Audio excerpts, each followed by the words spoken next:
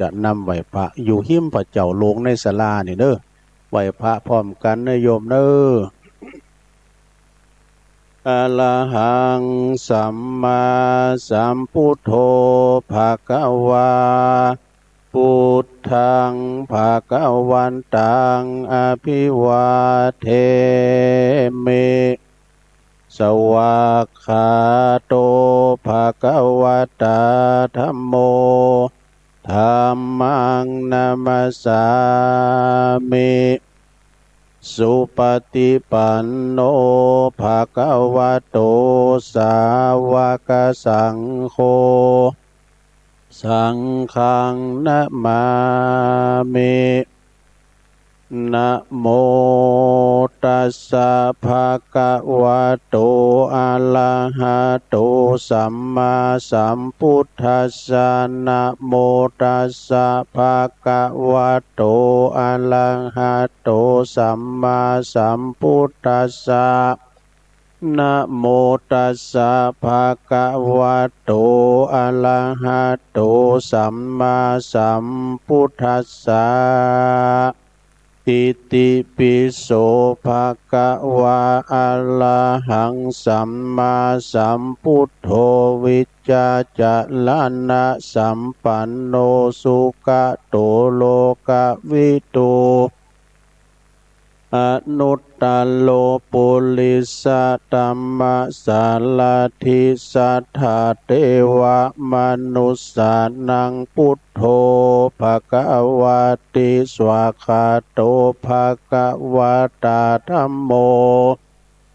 สันติติโกอากาลิโกเอหิปัสสิโกโอปันนะยิโกปัจจัตตังเวทิตาโปวินโยเหติสุปฏิปันโนภะคะวะโตสาวกสังโฆอุจจุปฏิปันโนภะคะวะโตสาวกสังโฆยายะปฏิปันโนภะคะวะโตสาวกสังโฆสามิจิปฏิปันโนภะคะวะโตสาวกสังโฆยะติตังจัตตาลิปุริสยุคานิอัฏฐปุริสปุคคลาเอสะภะคะวะโตสาวกสังโฆอาหุนายโยปาหุนายโยตักขินายโยอัญจลิกาลนิโยอนุตตลังปุญญเขตังโลกัสสาติจะยันโตโพธิยามูเลสักกายะนังนันทิวัตตโนเอวังตวังวิจัยโยโหหิจัยยสุจัยยมังคะเลอัปปลาจิตตปันลังเกสีเสปัทวิปุคันเลอภิเสเกสัพพพุทธานังอากาปโตปโมทัตติกังสุมังกาลังสุปปัตตังสุหุทิตังสุขโนสุมุหุตโตจะสุยิทังพรหมจาริสุปัทถขินังกายกัมมังวาจากัมมังปัทถขินังปัทถขินังมโนกัมมังปานิทิเตปัทถขินาปัทถขินานิกัตตวานะละพันตเถปัทถขิเนสัพปิติโยวิวัจจันตุสัพพะโลกโกวินาศตุมาเตภวัตวันตลายโยสุขีติกายุโกภวะอภิวาทนาสิลิสันนิจังวุตตาปัจจายโน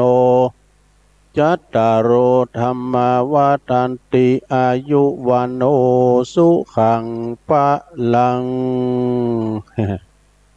สา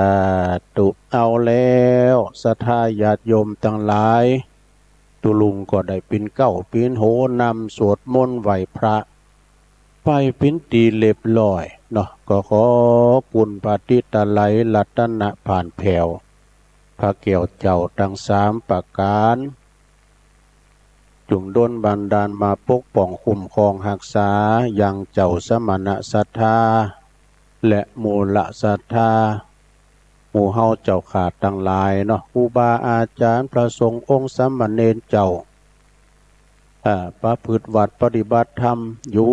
กับวัดกับว่าก็ขอให้มีสลีตีคาอายุมันยืนยาวอยู่กัมจูปูจาวาลพุทธศาสนาไปเหิงเมินนานเด้อมีสุขภาพพลานามัยสมบูรณ์แข็งแรงเนาะหน้าแดงแสงเหอกินข้าวลำกินน้ำลุงศรัทธาก็เหมือนกันเด้อศรัทธาก็ขอเหนื่อยอยู่ดีมีสุขมีความสุขกายสบายใจสุขทั้งสองเกิดขึ้นก็ตึงสบายแล้วเนาะสุขทางกายก็เฮามีโรคภัยไข้เจ็บมาเบียดเบียนสุขทางใจปราศจากความโลภความโกรธความหลงเนาะขอให้อยู่ดีสบายเหมือนกันจุผู้จุคนวันนี้ก็มาพบมาปะกันมามาจ้านอกสถานตีเนาะก็คือว่าตีตุลุงจัดนี่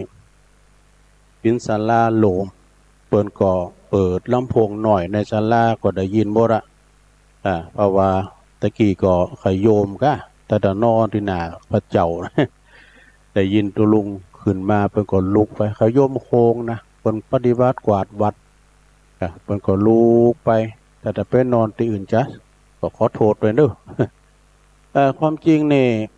เพิ่นมี3ตีเกิดในห้องสงฆ์เพิ่นนะสดาญาติโยมทั้งหลายแต่ว่านี่ก็ตุลุงอาจารย์ณัฐวุฒิตัวปีอาจารย์ณัฐวุฒินี่เป็นปีนานเพิ่นก็พาไปแอวที่ห้องสงฆ์ตั้งในห้องสงฆ์ตั้งในเพิ่นแคบเหมือนกันเด้อโยมเด้อแต่ว่าเพิ่นติดแอร์หมดเย็นสบายเดี๋ยวนี้เปิ้นกำลังแปลงห้องทรงใหม่นะห้องทรงใหม่กว้างใหญ่เน้อปีนั้นขมูลไปกับปลาไปแอวพอเนาะประกอบการร่างคืดกับร่างสร้างกันเนาะศรัทธาญาติโยมทั้งหลายเนี่ยบริเวณวัดนี่ก็เป็นวัดเก่าวัดแก่แถมวัดหนึ่งที่มีความสำคัญตีอีแม่เขาอีปอเขาคุ้นหูว่าวัดฝายหินนี่มันมีตั้งใดนะแต่มืดมากก็ประจักษ์แก่สายตาเนอะวัดเปิ้นก็มอกปอนะถ้าว่ากว้างลำไปก็มใจแต่ลานทั้งลุมนี่กว้างกะบริเวณบริวารบริการบริกรรมความจริงมีหากันนะบริเวณนี่ก็คือบริเวณอันกว้างแล้วก็ลมลื่นปิ้นต้นไม้ต้นตอกนะมีลุมใส่ใบนะลุมใบใหญ่แต่ว่าวันซื้อเนี่ยคงแล้วเนี่ยต้นไทรมันลุ่มไปกำนะเพราะฉะนั้นก็สดาญาติโยมทั้งหลายวันนี้ก็มาพอในบริเวณของเปิ้นนี่กว้างและโตได้มาสัมผัสมาพอมากอยมาโซกันโดยแรงคืนแรงศรัทธาแห่งคืนวิทยุเฮาเนี่ยวิทยุเฮานี่จำตุลุงวานะมันมีความสำคัญเด้อการเฮาว่าบะหันหนากันหรือว่าเฮามากินเมื่อตานทินไหนก็โดยว่าแรงคืนเนี่ยอย่างวันเนี้ยเนาะกันแต่ว่าเฮาได้ยินอาจารย์พระครูเปิ้นกล่าวว่าจะไปตานเสาเลยนะเสาส่งวิทยุเสาทาวเวอร์ตานตุ่นเตนโหลงเตนก็มีนะสดาญาติโยมทั้งหลายเอารวมพลกันแสดงพลังเจ้าปุตใส่สุดขาวกันมาเนี่ยเพราะยังเพราะหูกันโดยคืนดูนะหูกันโดยคืนอย่างไฟหินวัดไฟหินเนี่ยเพิ่นตั้งมามื่นแล้วลูกอาจารย์ตุลุงทองเนี่ยเปิ้นออนไลน์มาออกไฟหินเนี่ยก่อนนะสดาเปิ้นมีก่อนมื่นแล้วนะเนี่ยมันมีบุญมีคุณเนี่ยอย่างอาจารย์ท่านพระครูสมุวิสุวัตรเปิดอมตะนำธรรมคำสอนของตุลุงทอง ก็เนี่ยเปิ้นบันทึกไว้อาจารย์ดรมหาสวัยเนาะอันนี้เปิ้นก็บันทึกไว้ก็เอามาเปิดเป็นระยะเนี่ยปินกุ้นปินบุญแต้สถานีวิทยุเข้าถึงประชาชนเข้าถึงป้าอุ้ยแม่อุ้ยป้าลงแม่ลงยิง2 เดือน3 เดือนที่ผ่านมานี่เปิ้นว่าหยุดอยู่บ้านหยุดเชื้อเพื่อชาติคุณใจคุณเฒ่าเปิ้นก็อยู่บ้านอยู่จ้องกันจังไปไหนเปิ้นฟังเปิ้นฟังก็โอ้เวลาว่าวันใดที่ว่าอินเทอร์เน็ตมันบ่ดีมันหลุดก็มันได้ออกโลเปิ้นโหยหาเด้อสถานเนาะเนี่ยกุลของคืนวิทยุเนาะวันนี้เฮาก็มาแสดงความสามัคคีมาแสดงความมีน้ำจิตน้ำใจนะครับเจ้าของสถานีเปิ้นอย่าง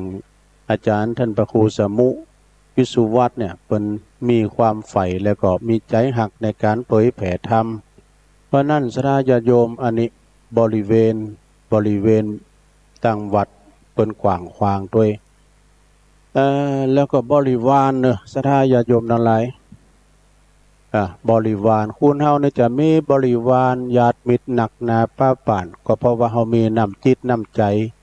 มีน้ำจิตน้ำใจแล้วก็มีเมตตาด้วยบ่ว่าจะเป็นปอหลวงแม่หลวงเขาก็ดีมีลูกหลานล้อมหอมล้อมที่ว่ามีลูกหลานเป้าอยู่บึดๆนี่นะเนาะ เพราะว่าป้าอุ้ยแม่อุ้ยเฮาปอหลวงแม่หลวงเฮามีน้ำใจมีน้ำใจให้กับลูกกับหลานจำเตอก็เปิ้นทำเปิ้นเฮ็ดเอาก็เอาปัจจัยให้เขาพองประจมบ่แซมบ่เดิดให้ลูกให้หลานเนาะปู่มนต์เจ้าวานปิยวาจากับลูกกับหลานกับลูกกับเต่าอันนี้ก็ทำให้มีบริวารลองอีแม่เขาอีพ่อเขาเป็นคนขี่จุ่มขี่เดิดขี่จุ่มขี่แซมไม่นะขี่เดิดขี่ดาใจความโมโหโตโสนั้นยังก็ด่าบ่ได้นะมีไผเข้าไก่เนอะมีไผเข้าไก่เพราะว่าเขามีเมตตาเพิ่นว่ามีเมตตาเนี่ยนอนรับก็เป็นสุขตื่นขึ้นมาก็สบายเพิ่นว่านอนก็สบายตื่นขึ้นมาก็เป็นสุขเลิศหลายตื่นขึ้นมาก็สบายจมจืนบ่ฝันหันไล่หือตื่นตกใจแม่นว่าไปตีแต่งตั้งใดก็ดีมีผู้โหมหักไข่พุงผีปีศาจน้อยใหญ่ปียาแปงอีโดเทวดาเตรียมแฝงวงแวดเฝ้าไฟยาปิดและหอกดาบนั้นเล่าบ่ขาดตายนะสดาไปจะมีบริวารหนักก็ต้องมีเมตตาเนาะเพราะว่าไปในไปนอกสดาเนาะคุณเฮาหัวใจห่อยทีเดียวกันจำเตอก็ไปในครูบาอาจารย์เปิ้นปินเก้าเป็นเจ้าอาวาสก็ดีมีบริวารมีลูกศิษย์ลูกหาหอมรอบก็เพราะว่าเปิ้นมีเมตตาเนาะมีเมตตามีความเอื้อเฟื้อเผื่อแผ่กับลูกศิษย์ลูกหาถึงแม้นว่าลูกศิษย์ลูกหาเนี่ยมาต่างถิ่นต่างแดนที่อื่นที่ไกลก็ดีมาปึงบารมีของตุหลวงสมภารเจ้าวัดได้ศึกษาหำเพ็ญได้เป็นที่อยู่ที่อาศัยรับนอนเวลาเรียนจบแล้ว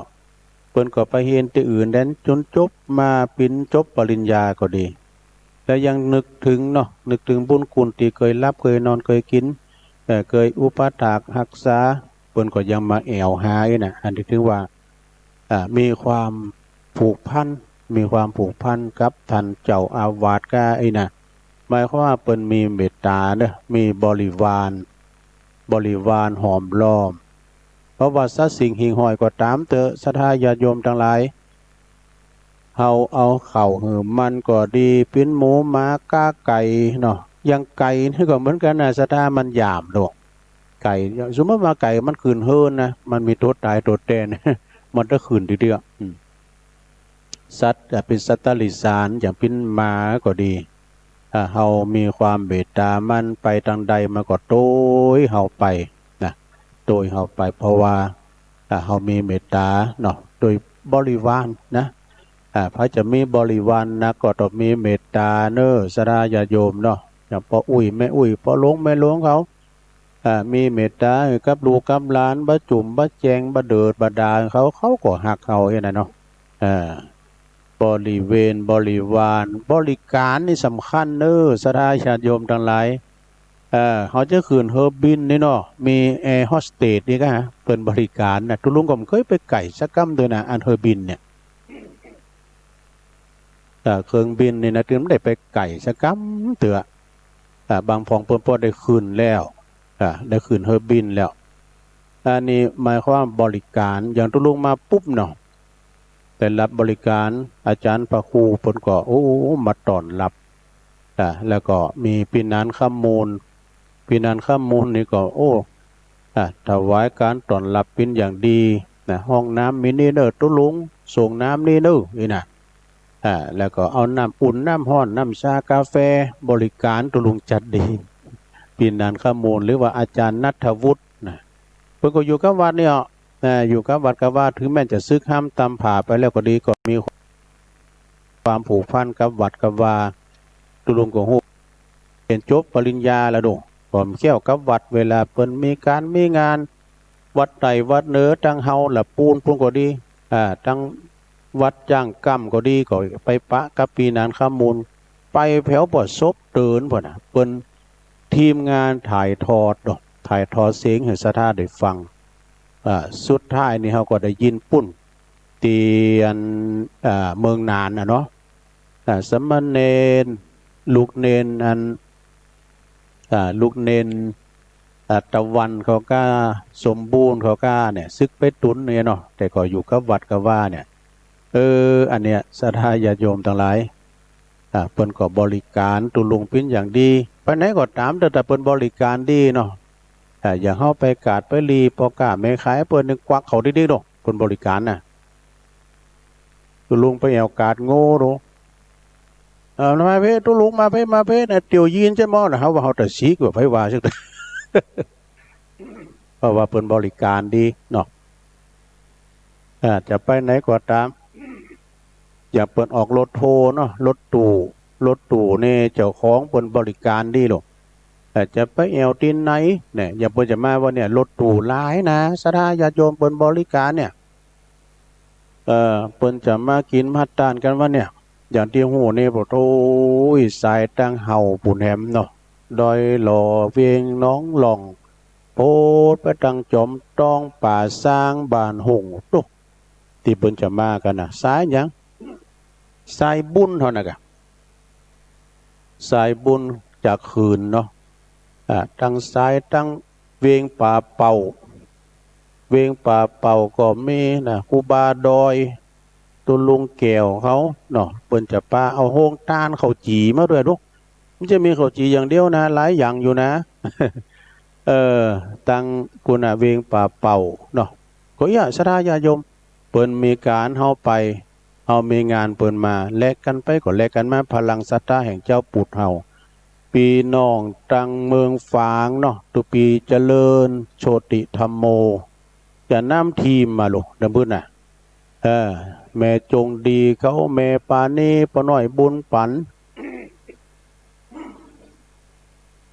ปน้อยบุญปันเขาตุปีจะน้อยจะมากกว่าจ้าพี่น้องตุลุงก็มีจัดหลายประวัติจะปิ้นบั่นสันลุ่มจอยสันตุนมือบั่นใครน้องใครในเขาไปอยู่มันจากันนะมันจะตอบเหมือนโลกห่างต่ำก้าไอ้น่ะเนาะโพดประตังบั่นดุงปันจ้าไอ้โดหลายตีหลายตางที่เปิ้นปิ้นปีน้องปิ้นหน้านุงสูงซ่องตุลุงนะก่อนเปิ้นนี้น้ำท่วมเย่น้ำได้กว่าน้ำท่วมเปิ้นปัดปั่นกันมาเมืองฝางกะบทปินดีกะตีไห้ตีหน้าเปิ้นสุดจินหูจินตาเปิ้นพออยู่พอกินปิ้นพอเล่งแม่เล่งกันไปหมดแต่ว่าเฮายังตุกยังเก่า แต่ก็รวยเหมือนกันนะพิเศษทีน้ำใจเนาะ วันนี้มาปบมาปากันแต่ว่าเนาะที่วัดสันตุนมือวันนี้เปิ้นได้มาพอเล่งนั่นลงเนาะพอเล่งนั่นลงกิติวงศ์ในปิ้นนั่นลูกผีเก่าตุลุงหรอก เปิ้นก็ลุกจากบ้านเกิดนี่ไปสั่ง บารมีสั่งสมป้านไปอยู่ทั้งบุญเนาะก็เลยเขาวัดเขาว่าพอดีวันนี้เพิ่นจะไม่รอพระเจ้าตันใจเนอะที่วัดสันตุนมือนะครับที่เปิ้นจะมาเหมือนกันน่ะโอ้พอดีเปิ้นจะหล่อพระเจ้าตันใจเป็นตีกับไหวสักการะปูชาเนาะคุณจะหนักเด้อสันตุนมือนี่บ้านเพิ่นกว้างนะท่านอาจารย์ท่านพระมหาวารินนรินโทอีน่ะอันนี้เป็นเจ้าคณะตำบุญก่อนเป็นเจ้าคณะตำบุญเป็นเจ้าอาวาสอย่างตุปีท่านพระครูปลัดท่านนงชยาพระละโนเนี่ยประกอบเป็นคุณปุณโนเนาะแล้วก็ทำหลายตุนเพราะว่าตระกูลวงสายยะกาเนี่ยตระกูลโทษหลายที่เปิ่นไปจากันไปแผวปุณตระกูลนี่นะแผวบันดุงหาดนาคแถมพื้นแม่หลวงหล่าก็จะมาโดนเนาะหลวงหล่าเนาะแม่หลวงหล่าพี่น้องตัง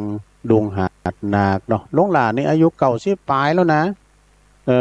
เปิ้นก็จะมาแถมพื้นเนาะเนี่ยเป็นบริวารเนาะบริเวณบริวารบริการการบริการนี่สำคัญแต่อย่างว่าพระเนนวัดฝายหินนี่ก็เปิ้นก็บริการจะดีพระตุลงก็ยกมือไหวไปมือสาท่านอาจารย์สมัครแต่ขึ้นแล้วนี่ก็ซุ้มฟังเปิ้นนะโยมพิสมัยอาจารย์สมัครเขาเนี่ยเปิ้นจัดรายการเปิ้นก่อนนี่มนต์ตุลุงเป็นนางตัวให้ดู ตุลุงอายกล่องตุลุงบางงามนี่ตุลุงก็เลยไปก็เลยว่าวันนี้มันจะใจเสียงหลายก็ออมเสียงไว้ โอ้วันนี้ไปมาดิหันมอเดอร์สถาปตุปนถ่ายทอดสดตึงเสียงตึงภาพเนอะก็เดียวกับปีนานข้ามบนก็จะเอาหลุดไปหับปีน้องตังส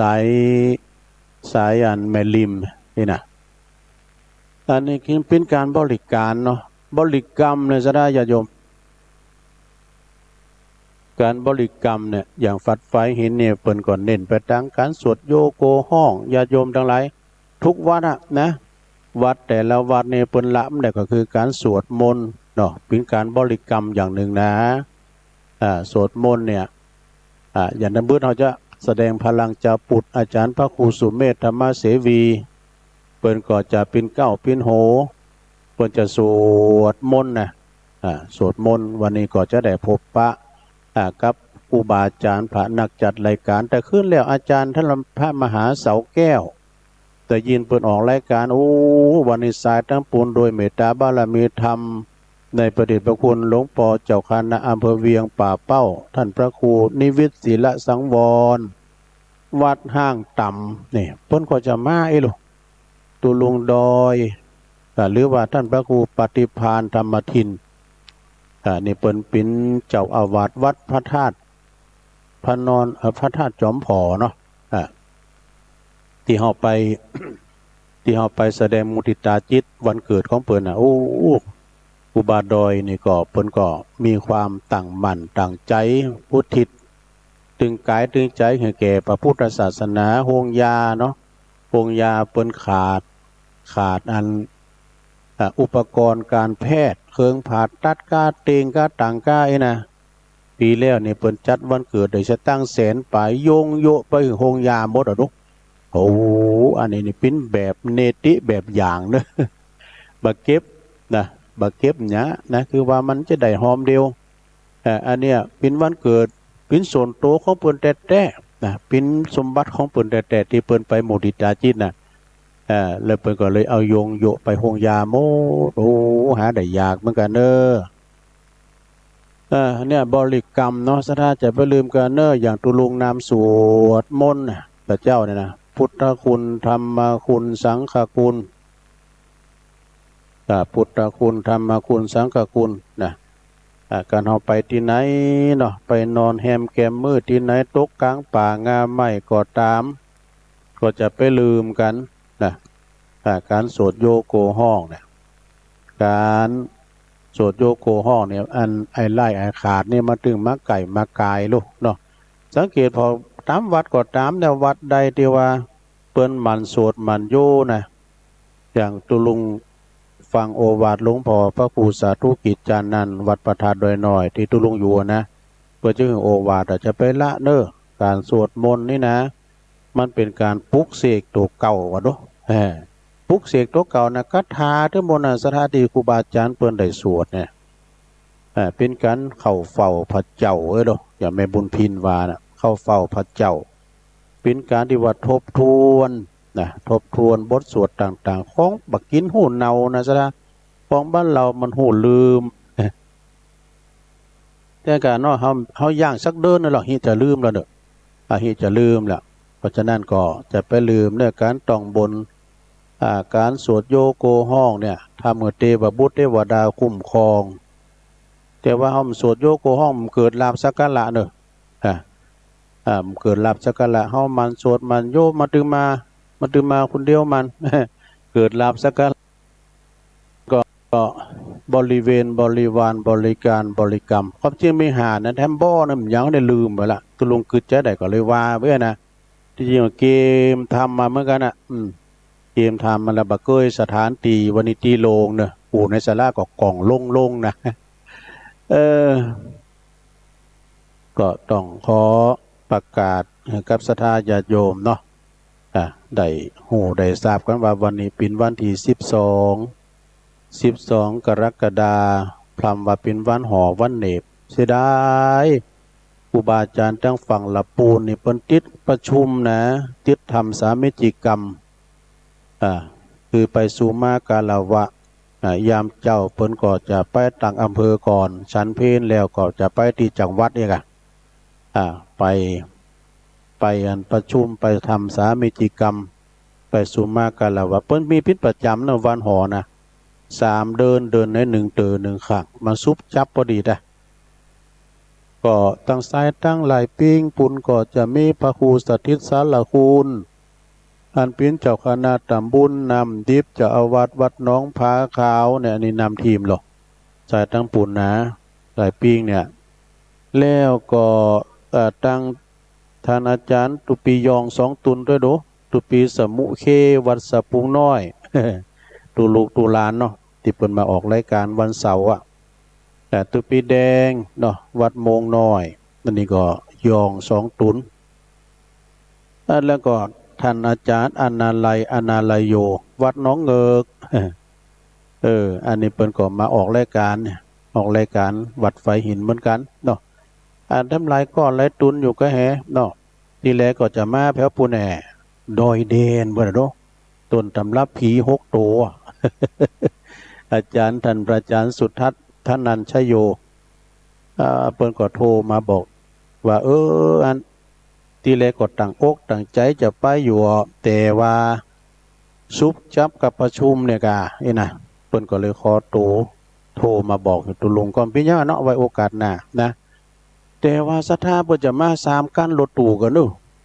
โดยการนำทีมของปดุลปาติคำปดุลนี่ก็คุณกินคุณตาลปอสมคิดนี่เป็นปอแก่วัด หลายท่านแม่จำปีแล้วมาก็แม่จำปีอยู่ตรงปู่แดงนะมีหลายกันน้ำปุนนะที่เปิ้นจะมากันนะก็บึดก็มาปะกันเนาะปืนหูปืนตาเนอะลงเนอะโอ้มึนในมาตังในโหในเวงก็มาปืนหูปืนตากันเนาะมาทำบุญสร้างบารมีรวมกันเนอะคุณที่จะมาเนี่ยมันจะกับหมู่บ้านเฮานะหลากหลายก็แล้วเนอะซะด้านเนอะก็ตุลุงมหาสถานตีเนี่ยบุญติมบืดดอซะก็มันก็จะแต่มื้อกึ่งวันนะเนาะบ่ายโมงก็คือหมายความว่าเฮามาปะมาปลูกกันก็บ่ายโมงก็จะเริ่มตานแล้วดอกนะมีโอกาสแล้วก็มาสร้างบารมีสร้างบุญสร้างกุศลด้วยกันเด้อกำหนดการของเปิ้นก็หมายความว่า8 โมงปลายเนี่ยโยมนะ8 โมงปลายนี่ก็จะเริ่มทยอยกันมาแล้วศรัทธาญาติโยมก็จะเริ่มทยอยกันมาคือกำหนดการเปิ้นก็มีอย่างอี้นะการถวายเต้นพรรษาและก็เครื่องส่งวิทยุเสาทาวเวอร์โท ร้อมกับอุปกรณ์ถ่ายทอดสดสถานีวิทยุเพื่อการศึกษาพระพุทธศาสนาและวัฒนธรรม104.50 วัดไฟหินมอชอเนี่ยวันที่12วันนี้เนาะเวลา8:30นี้ก็ญาติโยมก็ทยอยกันมาบุดๆแล้วก็จะมาไหว้พระแล้วก็มาใส่ขันดอกไม้ใส่ขันแก้วทั้ง3ไปเลยเนาะรถก็จอดที่ลานจอดรถที่มอชอเชิงบันไดนาคนะที่ลานตักบาตรเทโวนาขึ้นได้นาคลุมเนี่ยนะขึ้นได้นี่ก็มีอยู่60ปลายนะ64ก็ขึ้นว่ากันวัยรุ่นใจห้อนก็เตี้ยวขึ้นมาแล้วรถนี่ก็จะมาหับนะจะมาหับคุณเฒ่าคุณแก่ขึ้นมาปิ้นถอกอากาศเวลาประมาณ9:30เนาะจะนิมนต์ครูบาอาจารย์พระนักจัดรายการพบปะญาติโยมโดยพระครูเอพิธีกรนะตุลุงก็ว่าพระครูเอเนี่ยตุปีเอก็จะมาด้วยนี่นะตุปีเออันวัดตุนแก้วอธิวรารามนะเป็นว่าพระครูเอนี่เป็นอยู่ตั้งสันทรายเนี่ยชื่อเอเหมือนกันนะเนาะแล้วก็11:30ก็ถวายภัตตาหารเพลเนาะแต่ประสงค์สามเณรอาหารเพลก็มีเจ้าภาพอยู่นะแล้วก็เวลาเตงกึ่งนะสดาญาติโยมตามกำหนดการก็เตงกึ่งก็จัดต้านเตนกันแล้วเนอะเตนวัดสาแล้วก็เสาสูงวิทยุแล้วพร้อมกับอุปกรณ์การถ่ายทอดสดให้กับสถานีวิทยุวัดไฟหินเฮาเวลา 13 นาฬิกาคือบ่ายโมงครึ่งก็เป็นเซตพิธีเนอะเซตพิธีแล้วปุ๊บเอาละต่างคนต่างจะแยกย้ายกันปิกบันปิกจองโดยความสวัสดิภาพพระจะไปแวะไปสักการะปูชาวัดประตาดอยสุเทพขึ้นดอยสุเทพรุ่นนี้ไปมันไกลแล้วรุ่นนี้ก็ตีนดอยแล้วนี่นะหรือว่าจะไปไหวไปสาพระเจ้าเก่าตื่อที่วัดสนดอกกาวัดภาสิงกาวัดเจดีย์โลงก็ตามแต่เจตนาเนาะศรัทธาญาติโยมทั้งหลายอันนี้หมายความว่าเป็นอันกำหนดการของวันนี้นะศรัทธาญาติโยมฉะนั้นก็ถึงวันได้เนาะมาเปิดหูเปิดตากันศรัทธาญาติโยมก็มาผอมากอยกันเป็นการที่ว่าเฮาได้มาพบปะกันปีไหนเฮาก็ปะกันเตอ2เตอมาพบปะกันบางคนก็ฮู้จักแล้วบางคนก็ย่ำฮู้จักเตออีนะบางคนนะก็โอ้ยเฮาฟังรายการเปิ้นตึงมื้อตึงวันไข่หันโตได้เนอะนี่นะเปิ้นมาตึงเตอลองมาพอกันได้เกยกันไว้กันเนาะได้ฮู้จักมาเกยกันไว้ที่เฮาได้ฟังรายการเปิ้นหอมทำบุญโดยเปิ้นนี่นะก็ขออนุโมทนาหรือว่าศรัทธาญาติโยมเฮาที่จะมาตานเสาทาวเวอร์ตานตุ่นเตนจะแปลง2อย่างก็ได้เนอะอันนี้ตานเสาทาวเวอร์เสาวิทยุเครื่องสูงอันนี้ตานตุ่นเตนนี่ก็ได้แต่มันทีเดียวก็ได้นะศรัทธานะ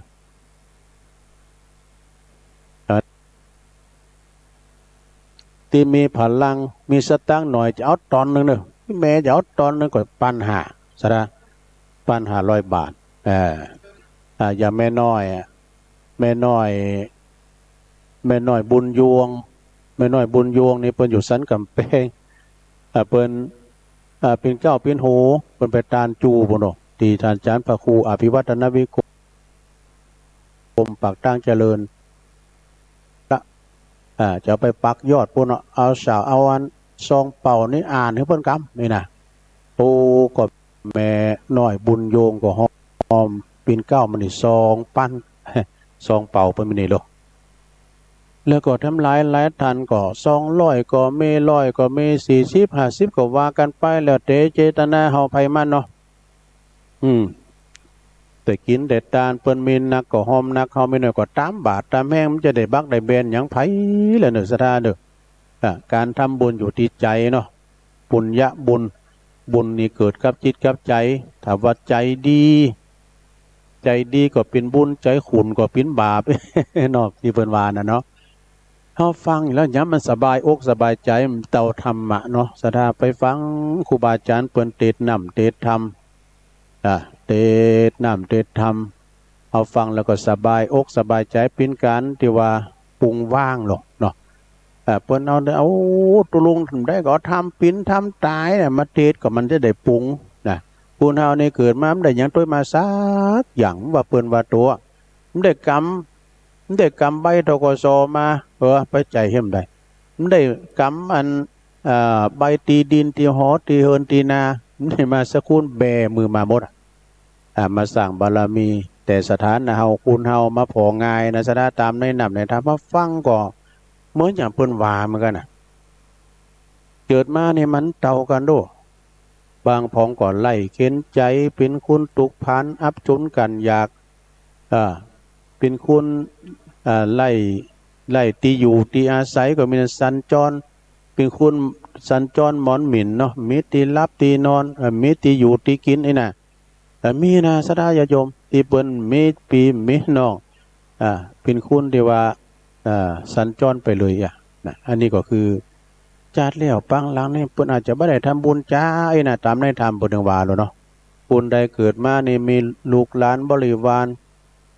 ญาติมิตรหนักแล้วก็มีเขาของเงินคำสัมปติหลายก็หาแต่มีการต้านมาก่อนในธรรมนี่พระนสูตรเปิ้นว่ารู้เนาะบางคนเกิดมาแล้วก็มีเขาของเงินคำสัมปติแต่บางคนนะเกิดมารูปร่างสง่างามแต่ว่าไหลเข็นใจมีเขาของเงินทองบางคนนะก็เกิดมาเป็นคนทุพพลภาพนะเป็นคนพิการใกล้นะมันบ่เหมือนกันสดาญาติโยมทั้งหลายเพราะนั้นวันนี้เราก็มาสร้างบารมีกันทานศีลภาวนาฝังในจิตในใจเฮาเนาะทานศีลภาวนาได้ฝังในจิตในใจแปลงใจจุ่มแปลงใจยินแปลงใจดีๆวันนี้อากาศดีเนี่ยมีฟ้ามีฝนว่าเนี่ยมาซูมฟังอาจารย์ท่านพระมหาประสิทธิ์ธรรมาภินันโทเปิดก็ออกรายการเนี่ยนะแต่เพิ่มจะมาเนี่ยเอาเสียงมานะเปิดออนไลน์มาเพราะว่าละปูนฝนตกนักขนาดที่โลกฝนนี่นะกำมันตกมากกว่าปึงยินดีนะสะท่าเนาะมันตกเป็นหย่อมมันตกบัดโถฝ่านะแต่วันนี้มีเนอที่นี่นะจะไปตกเตอเนอจะไปโกนกินโกนต้านเปิ้นเตอปูนตอนบ่ายคำก่อยตกนะไปแปลนจะไปตกโกนกินโกนต้านเปิ้นเตอบรรยากาศเย็นอกเย็นใจเด้อตุลุงนั่งอยู่ที่นี่คุณเดียวนั่งอยู่เตียนห้องทรงทั้งตีหนึ่งอันนี้ตีศาลาตีหิมพระเจ้าโลงเนี่ยเนอสถานเด้อตุลุงก็อู่ไปเลยนะอู่ไปเลยถ้าว่าจบรายการตุลุงตี3 ถึง5 โมงก็เพิ่นก็จะจัดอยู่ปากตั้งเจริญบุญดูสถานเพิ่นจะจัดอยู่ปากตั้งเจริญบุญเพิ่นก็จะอู่เอ่ยเกี่ยวกับรถกับลากาแล้วไปจอดที่ไหนก้าแนวก็จะเอ่ยตั้งสถานแล้วก็6 โมงเปิ้นก็จะปิดสถานีต่างปุ่นแล้วก็ออนไลน์มาพิมพ์กำตุลุงก็รับโชงกำเนี่ยแล้วเปิ้นก็จะเดินทางมา6 โมง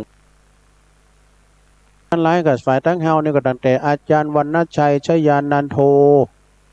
นะอาจารย์วรรณชัยก็นักสู้แห่งขุนเขาอยู่พวกขุนแปะวะนะสดาเปิ้นก็จะมาอาจารย์พระครูวิพาทวรคุณเนี่ยเปิ้นเป็นเจ้าคณะตำบลสถานตำบลดอยหล่อเขต 1วัดอรัญญวาสดุงป่าหวายอันนี้ครูบายินสถานตึงเมกำห่อนกำให้อู่โมนเจ้าหวานตึงอู่น้อมเจ็บใหม่แท้ๆอันนี้นะเป็นสำโลมเป็นพระอุปชาด้วยนะเนี่ยเป็นเจ้าคณะตำบลตุยวัดเป็นงามวัดอรัญญวาสดุงป่าหวายเนอะอธิบดีสงฆ์ในตำบลดอยหล่อเขต 1นะแล้วก็เมตตาบารมีธรรมอาจารย์ท่านพระครูสุเมธธรรมเสวีนี่อันนี้ตุนตำรับอิติปิโส108เปิ้นแปลงพระเจ้าโลงเนอะนี่นะคำว่าเฮาเอ่ยว่าวัดมอนหรือสีปิติหุจักของคณะสงฆ์โถประเทศพร้อมหยังตุลุงเคยไปปฏิบัติธรรมธันวาก่อนนะปุ้นที่พุทธมณฑลนครปฐมบ่น่ะ โอ้ยตุเจ้าเปิ้นหลายเนี่ยเนาะตุเจ้าไทยครับบุตรบองปังปองก็ซักลายผู้เนอะเดี๋ยวนี้ถ้าว่าแปนตัวลุงไม่ลายก็บุตรแงะโอ๊กพอในลายผู้ตัววะก็ตัวเมืองนะมันเนาะก็ไปชั้นโจยการนี่นะตุเจ้าไทยเปิ้นถามตัวลุงท่านมาจากไหนมาจากป่าช้างไหนลำพูนโอ้ลำพูนใกล้กับวัดม่อนฤาษีไหมไหนดูมันถามบนนะดูเจ้าไทยนะพินว่าเปิ้นเคยมาเขาปริวาส เขาปริวาสแต่ละปีนะสดาญาโยมทั้งหลายตุเจ้ามีพิน500-600บุญที่วัดม่อนฤาษีนี่นะและตุลุงก็ได้ไปช่วยครูปีอาจารย์ขมูลปีนันขมูลพร้อมกับตุพระเนนสมบูรณ์เนนตะวันเขาเนี่ยเพิ่นไปตั้งกล่องเพิ่นก็ออนไลน์ภาพถ่ายทอดเสียงให้สถาได้ฟังทีมงานวัดไฟหินทีมงานของอาจารย์สมุทรวิสุวัฒน์เพิ่นก็ไปถ่ายทอดเสียงเนาะเพิ่นก็จะมาเด้อสถาอาจารย์ท่านพระครูสุเมธธรรมเสวีพระไตรปิฎกเคลื่อนที่นะที่เพิ่นถามปัญหากันก้าอีนะเพิ่นถามปัญหาอย่างเพิ่นจัดสนทนาธรรมบ่าย3 โมงของวันพุธก็หาเนาะเปิ้นจะจัดรายการครับอาจารย์พระครูอภิวัฒนวิกรมนะเปิ้นก็จะมาตอบปัญหาใครมีปัญหาก็จะถามโอ้พิธีสนใจเนอะอาจารย์พระครูเปิ้นตอบตรงประเด็นกูกรรมน่ะแต่ไปมาถามตุลุงน่ะตึมหัวเริงยังสักอย่างน้ำมือตึกการถามตุลุงอันนี้เป็นน้ำพริกตาแดงและอันนี้เป็นลาบตุลุงว่าอันใดลาบอันนี้ตอบง่ายกันวาลินนั่นเดี๋ยวจะมานะโยมเนี่ยแล้วก็อาจารย์พระครูอาจารย์พระครูกัลยาณปราโมทย์นี่อันนี้วัดมอนหอยแก้วมาวัดมอนหอยแก้วนี่ก็อายุใกล้กันน่ะมอนหอยแก้วกับมอนฤาษีเนี่ยเหมือนปีกับนอกนะอาจารย์สมหวังเปิ้นก็มาออกรายการด้วยกันนะวันนี้เปิ้นก็จะมาเนอะวัดเปิ้นก็แป้งวิหารโลงเนอะสถาเปิ้นปูเปิ้นเรียกว่าปูหินแกรนิโตเปิ้นแป้งวิหารโลงออกว่าศาลาพระเจ้าแล้วก็กฐินมาเปิ้นจะบรรจุพระธาตุละนะแล้วก็อาจารย์พระครูอภิวัฒนวิกรมจะนำทีมมาคงจะมาก่อน6 โมงแล้วเปิ้นก็จะมาแล้วเนาะสดาญาติโยมทั้งหลายแล้วก็มีแต้มลายก็และตุนอาจารย์พระครูวรธรรมนาถนี่อาจารย์ตุปีสมศักดิ์เขาเนอะพลังตังสันติสุขวัดหนองเฮงเนอะอันนี้นะโอ้สายบุญเป็นนักเนอะนี่เป็นพระนักเทศนะเปิ้นก็มองนะเดี๋ยวนี้จะเป็นรายการของเปิ้นนะ4 โมงเนี่ยแต่ว่าเปิ้นก็จะอยู่ในระหว่างการเกมโตเดินทางมาเพียนะบุญไปมาปะกันเนี่ยนะนานเปิ้นก็ไปเมืองนานนะอันนี้พระครูวรธรรมนาถนักเทศเสียงทองอาจารย์สมศักดิ์ฉะนั้นก็เปิ้นก็จะเดินทางมาโพดมาตังพี่แถมกาเนาะที่เปิ้นออกรายการหลายตุนหลายก้อนเนอะสดาเนอะหลายตุนตั้งหลายปีนี่ก็เปิ้นจะได้ประชุมสุมากันเนาะ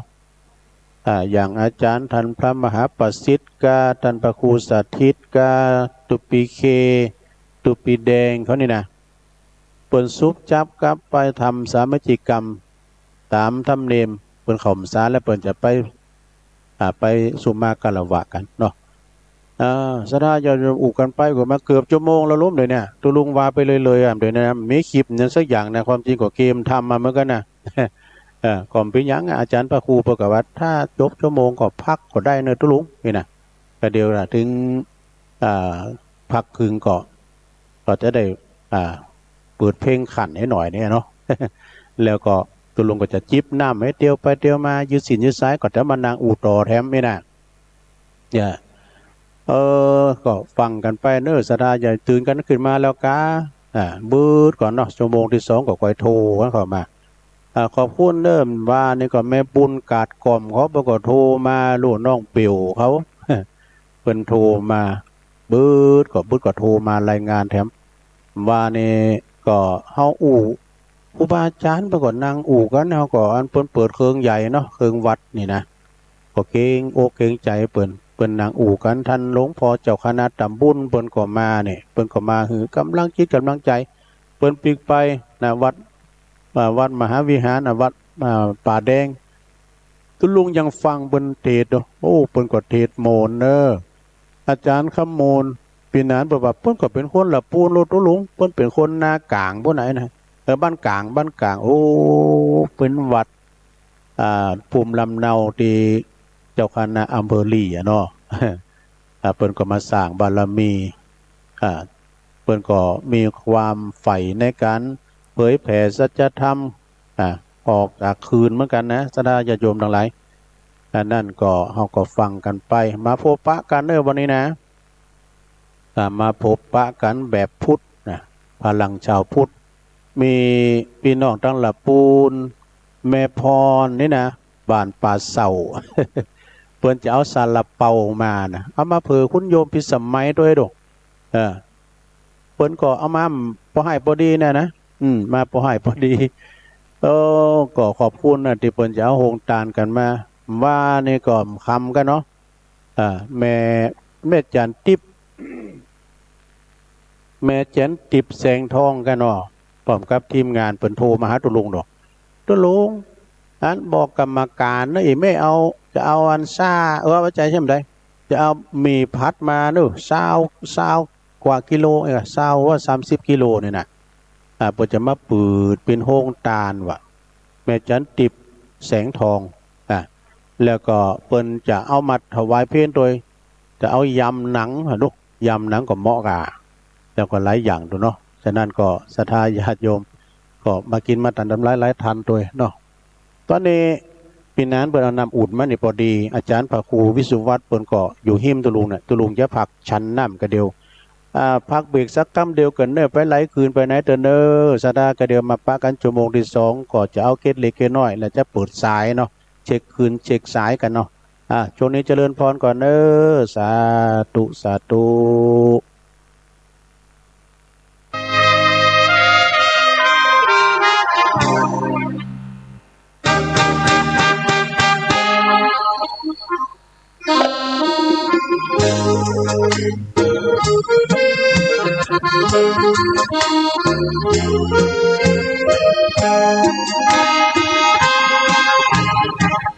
ทั่วคมนิคามเมื่อยามหน้าฝน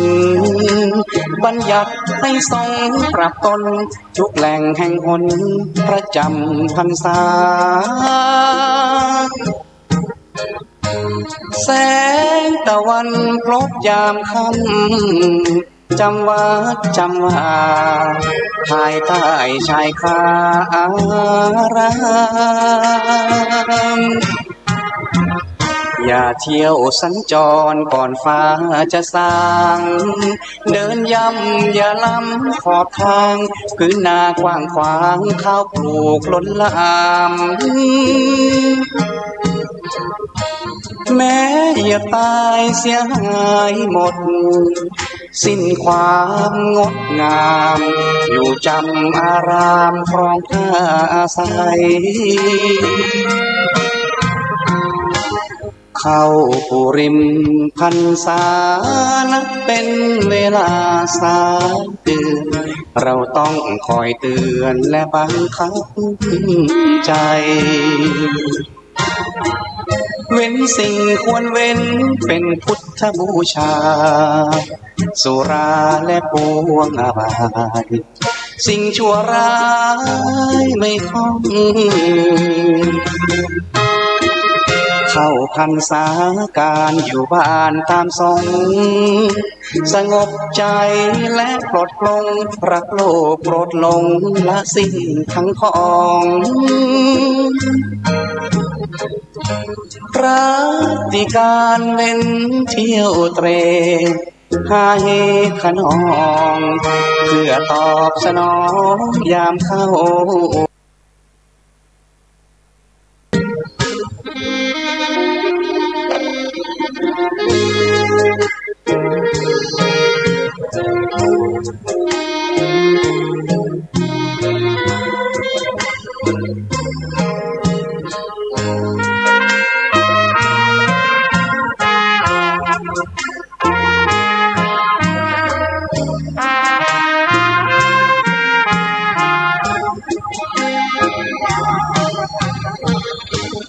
เข้าปูริม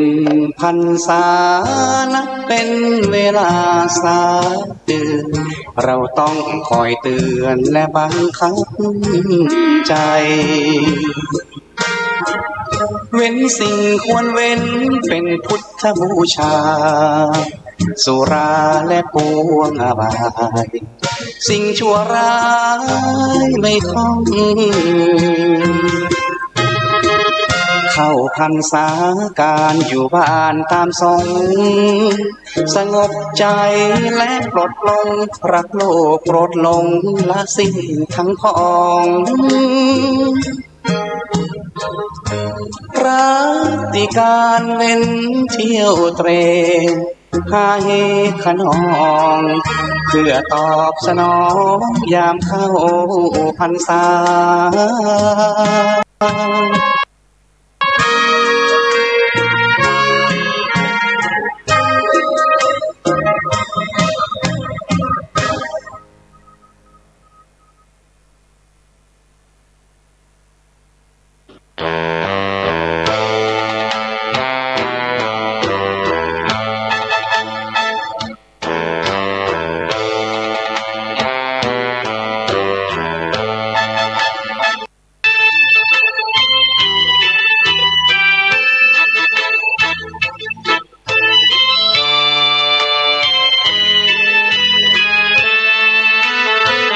แสงเทียนเรืองรองสาดส่ององค์พระประธานในโบสถ์วิหารชาวพุทธกราบกรานบูชาตั้งจิตกุศลสวดมนต์แผ่จิตเมตตาฟังเทศนาทำให้ธรรมะส่องใจแสงธรรมอำไพส่องใจให้เกิดปัญญามองเห็นปัญหาก็มาจากเหตุอันใดดับเหตุต่างๆปัญหาทุกอย่างหมดไปดวงจิตแจ่มใสกิเลสน้อยใหญ่เบาบางนาทีปัญญาพาแสงแห่งปัญญาแจ่มจ้าพาใจสว่างภายนอกภายในปัญญาเห็นได้กระจ่างสัมมาปัญญาเสริมสร้างตามทางพระศาสดาแสงเทียนเรืองรองสาดส่องมืดหมอกหายไปแสงธรรมส่องใจขับไล่กิเลสนาจิตใจผุดผ่องเมื่อมีแสงธรรมส่องมาหมดอวิชชากิเลสตัณหาหมดไป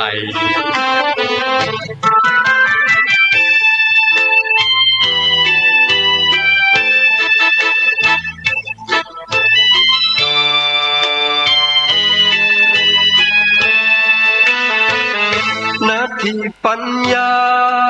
สมาอาภาแสงแห่งปัญญาแจ่มจ้าพาใจสว่า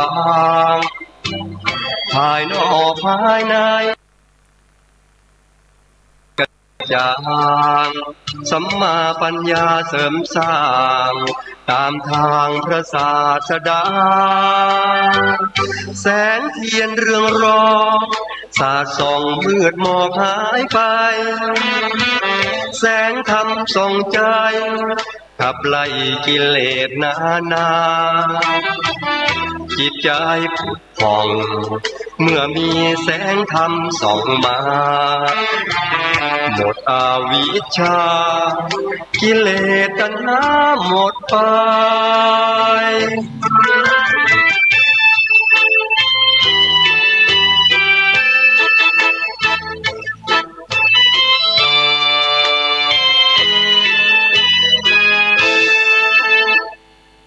เอาแล้วศรัทธาญาติโยมทั้งหลาย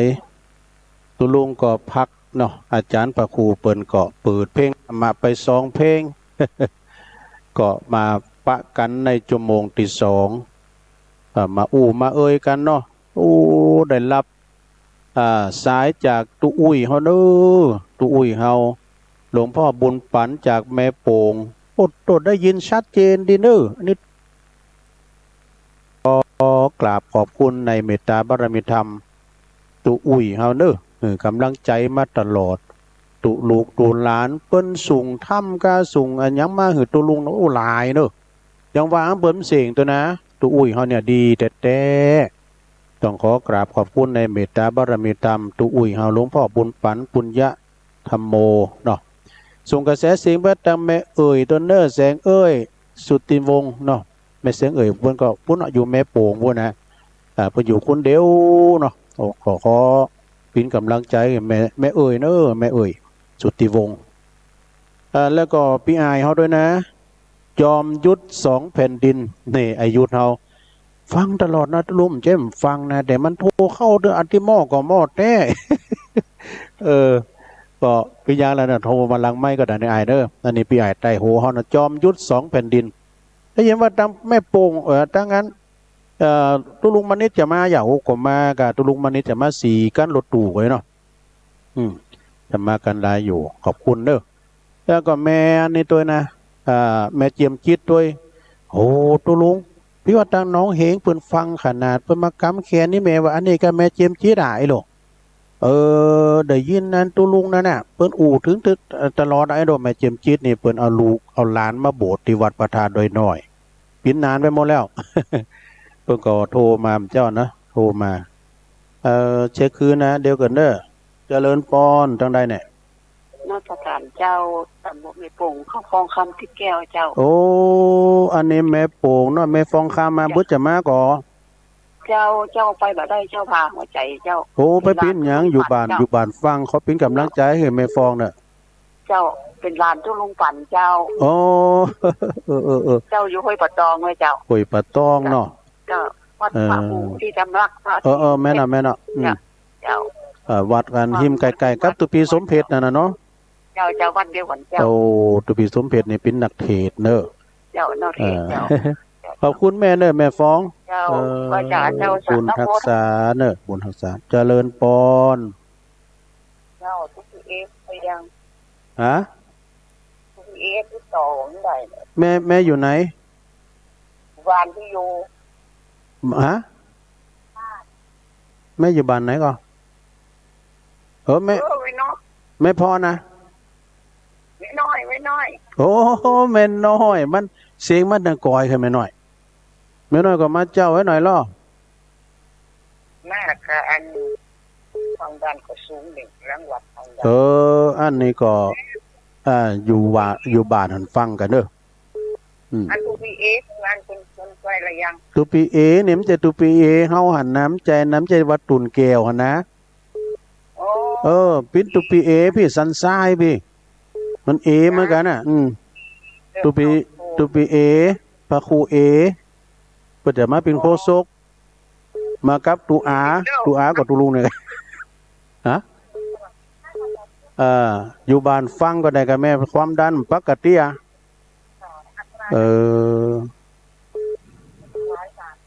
ไม่ได้ยินเหรอเม็ดน้อยกัดนัดเนาะเม็ดน้อยกัดนัดเม็ดน้อย239โอ้พอดีกะความดันสูงกันเนาะอันนี้อยู่บ้านฟังได้แม่เด้ออยู่บ้านฟังอันพอเหือนน้องสมัยด้วยเด้อเจ้าบอกคุณต้องการจะฟังละโอ้ก็เพิ่นก็ได้จะฟังอยู่หั่นน่ะแม่ก็บอกไปหรอกมีเบอร์โทร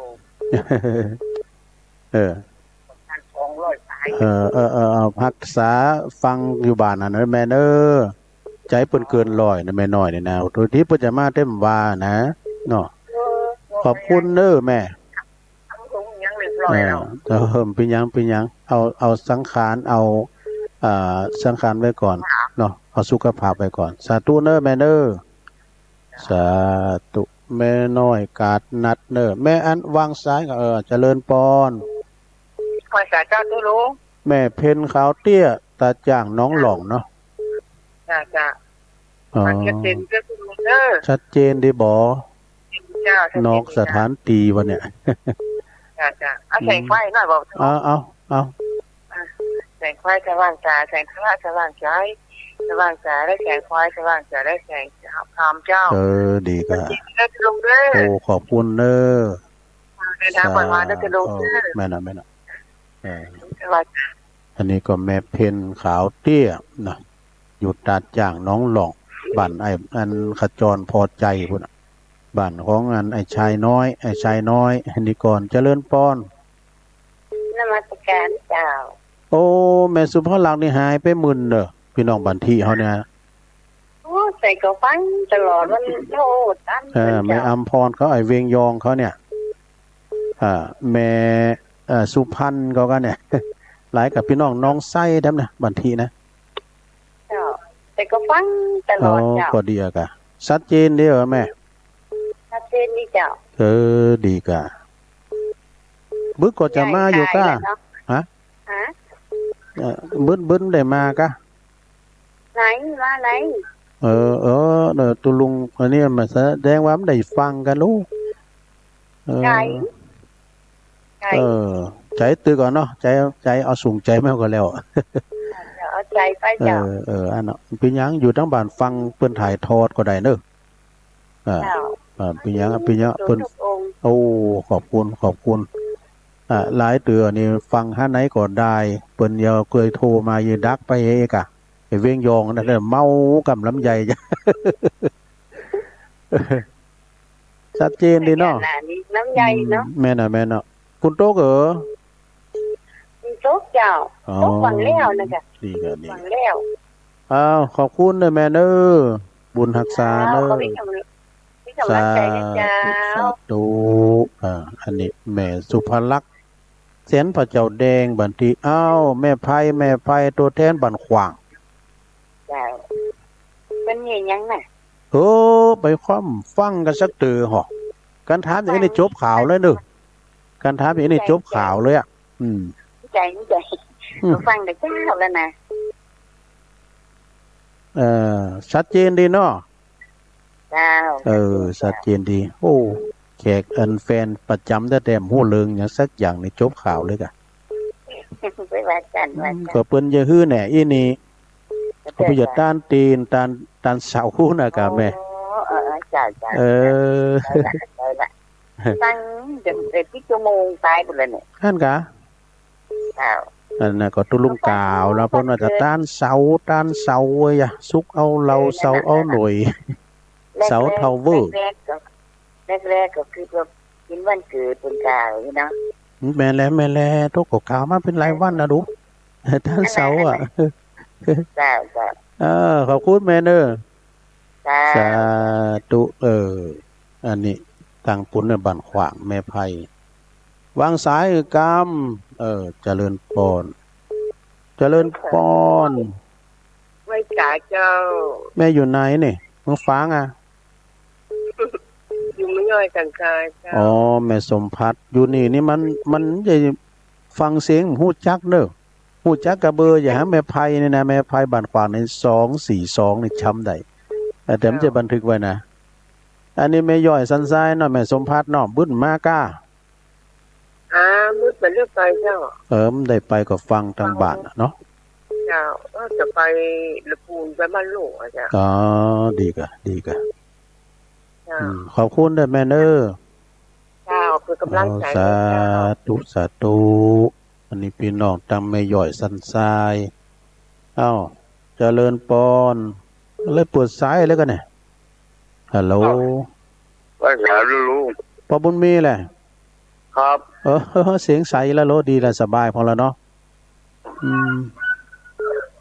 ชัดเจนดีบ่โตข่าวเนาะแม่แบบว่าแม่ไพความจริงเพิ่นก็ฮู้ว่าเพิ่นถามแบบใด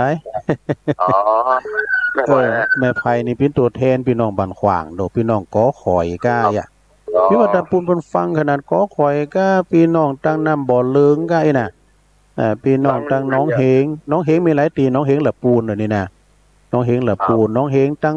กันสันติสุขก็มีบ้านของอาจารย์พระครูวรธรรมมนาถอำเภอปัญจมากันนะ นี่ก็ที่ก็ต่างเราล้านเนาะ ฮะ เป็นเรื่องใจล้านเด้อ โอ้ขอบคุณนะปอบุญมีเนอะปอบุญมีรัตนคำแปลง ปอบุญมีไปอยู่เมืองกลางเนาะเจริญปอน ดูลุงไหว้สาเจ้าดูลุง แม่ปลาณี ดูลุงชัดเจนดีเสาลักมาได้ขึ้นสักน้อย โอ้ดีกะด้าน แม่ แต่คุณ ปลา เตี้ย ณี ก็อยู่ในมุ้งไปนะ สุดที่น่านเนาะโอ้มได้กำเสาเนาะชัดเจน อยู่ยอมอยู่หมอนที่นอนเท่ อ๋อดีกะแม่ป โอ้ ลาณี ใส่แก้วเลยอะมาได้ยินอะไรอย่างมากวนเลยอะ เกมทานเนี่ยกันจะหลวงปอมันนิดจะไปวันใดก็จะโทรบอกอย่าไปลืมแกงฝากไว้หลายๆเปิ้นมักแต่กำลัง ดูลุงกันว่าเล่นเลยอะไรกัน เปิ้นมักแกงฝาก ก็อย่างนี้มันแล้วงานก่อน แล้วกันแล้วงานก่อนเดี๋ยวนี้มันไปได้แล้วเท่าไปได้แล้วได้มั่ว วันนี้อ่ะคุณว่า คุณครับรถเปิ้นฮะ ก็ตั้งเสาแล้วจ้ะ ตั้งเสาอย่าเฮาสืบชะตากันมาพอแล้วน่ะบึดว่าพอแล้ว ก็ตั้งบนดอยบ้างเนาะ 3J น่ะมี2จุ้มกันน่ะดู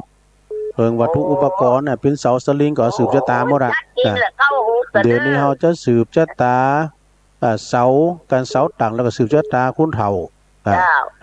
วันนี้ฟังมันข้ามนะเนาะไม่ไทยทอดเนาะ แม่นั่นน่ะอ้าวยินดีแม่ปานีเด้อสาธุอันนี้ตัวแทนพี่น้องตุนพึ่งน้องหลองน่ะแม่ปราณีสุดที่น่านเจริญปอน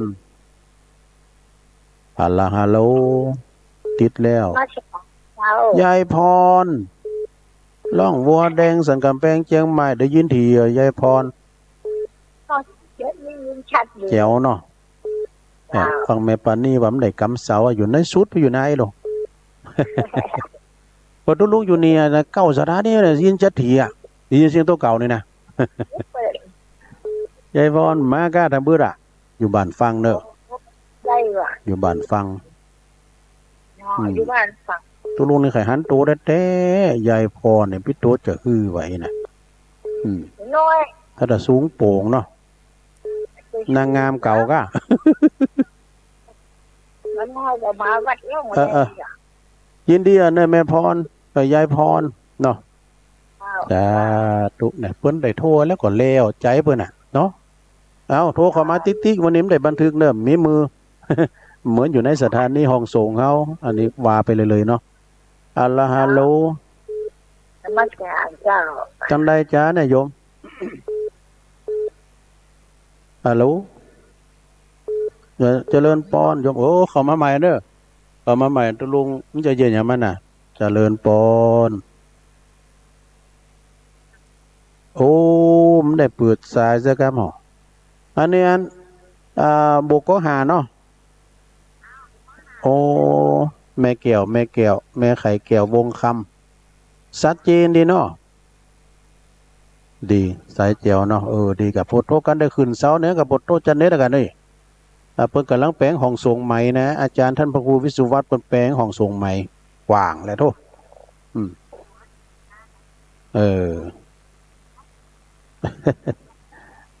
นั่นเนาะนั่นทำกำได้ต่อเสาแล้วทำกำเนี่ยรถไซส์เจียวปิ้งขอบคุณนะแม่นูฮะ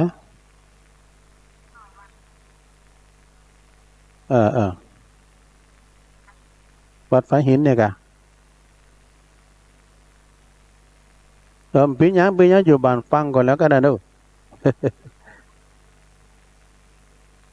อันนี้เจตนาตกได้บุญแล้วเนอะปีนี้อยู่บ้านฟังอันนี้ก็แม่ไข่แก้ววงคำเพิ่นอยู่ปุ้นนครเจดีย์โบกก็หาเจริญปอนเจ้าตุลุง แม่บุญพินบอกใช่เมตตาเมตตานายอ่ะเจ้าฝากใจไว้เลยโอ้ขอบคุณตับปะลึยินดีหลายๆนะแม่ตานายแจ่โฮมไปแต่มันใจเนาะสูงใจมาหรอเนาะสูงใจมากบึกกระพอพาผ่าน เดี๋ยวนี้มันทันสมัยนะพอเสียงฟังเอาเสียงหั่นเพิ่นถ่ายทอดเนาะอืม อ้าวขอบคุณแม่ตาแม่ตันในแจ่โฮมโอ้ตั้งแจ่โฮมก็ฟังกันเน่นนะสดาน่ะแม่ฟองเขาเนี่ยเจริญปอนตั้งใดจ๊ะแม่อ้วนเจ้าโอ้แม่นางอวนลองกองเข่ามาก่อวันนี้แม่นางโอน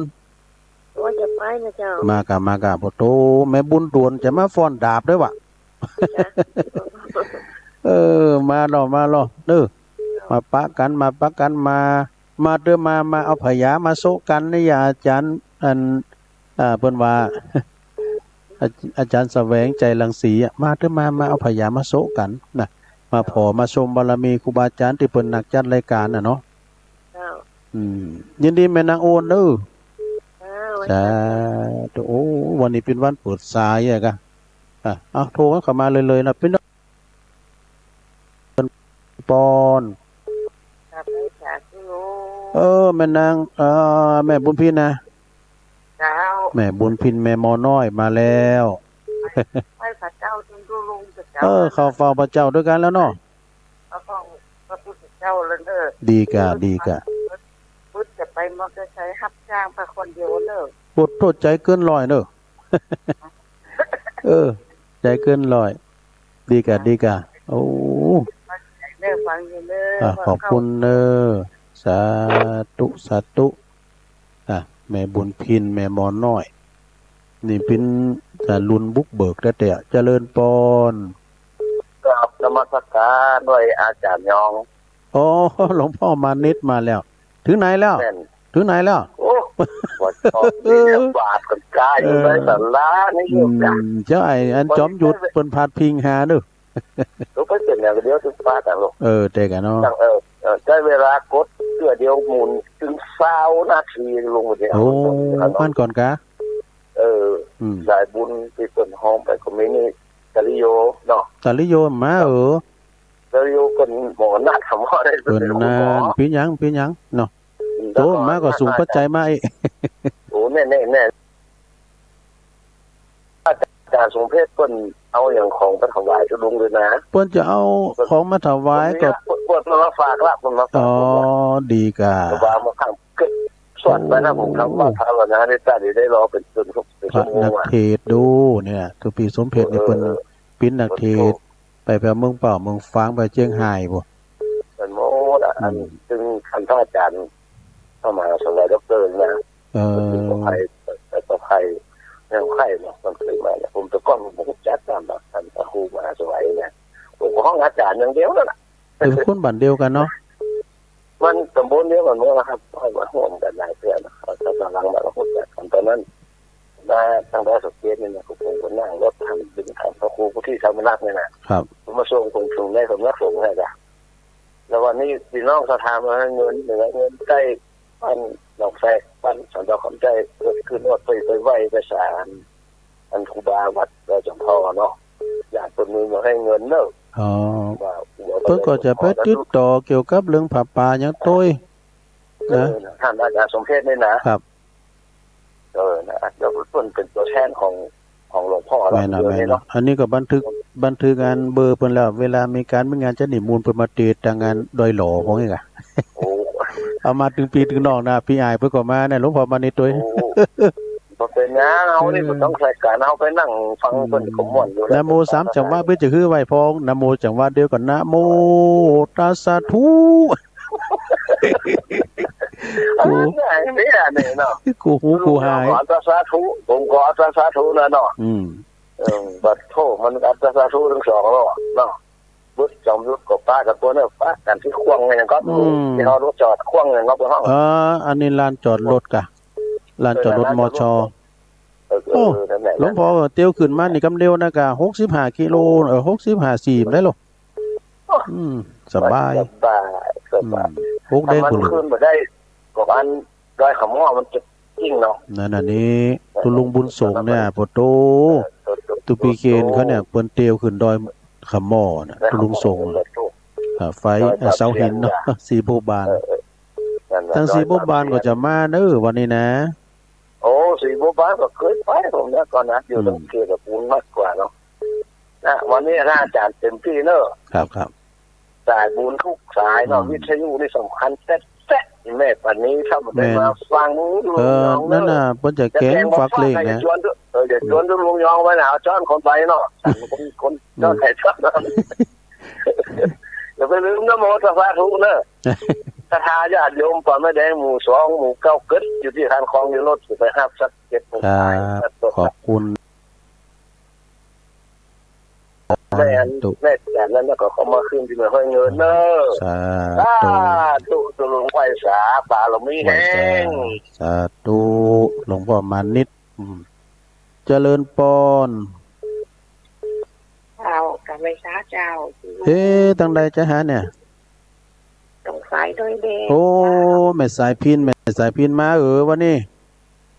เจ้าก็อยู่ว่ามาจัดมากับปอดุลเขาเพิ่นจะมาดอกไอ้ดุลเขาปอสมคิดเขาเนาะบอกไม่จำปีมาด้วยนะตุ้ปูแดงนะไม่ปีเดียวบ่ไขไหวกันนะอยู่บ้านฟังโอ้ฮะก็จะหลับความเปลี่ยนเนาะโอ้บัดดันเปิดโอ้เป็นละอยู่คือไงโทรบ่ตัดจังสดหลังใดโทรมาเลยเต็กมาเตอะมันพยายามเต็กมาติ๊กอ่ะเจ้าก็ดูมาจวนไปกันอยู่เนาะดีแล้วโทรดีแล้วบุญปากกันเด้อจ้าโอ้ใส่บุญทางดอยเด่นตรงฝ่ายเด้ออันนี้นะ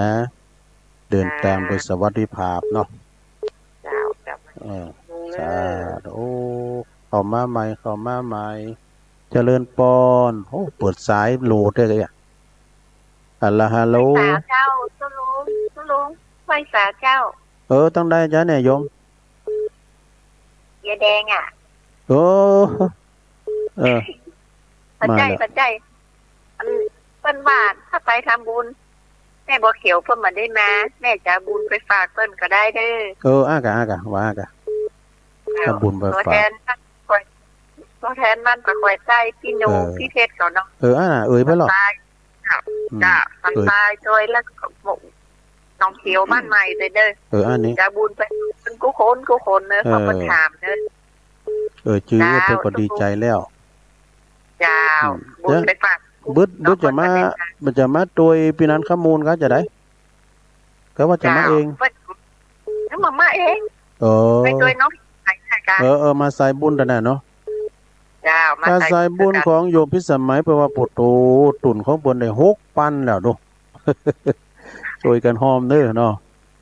จ้าหอมกันคนจะได้กันเนาะตามเจตนานี้เนาะ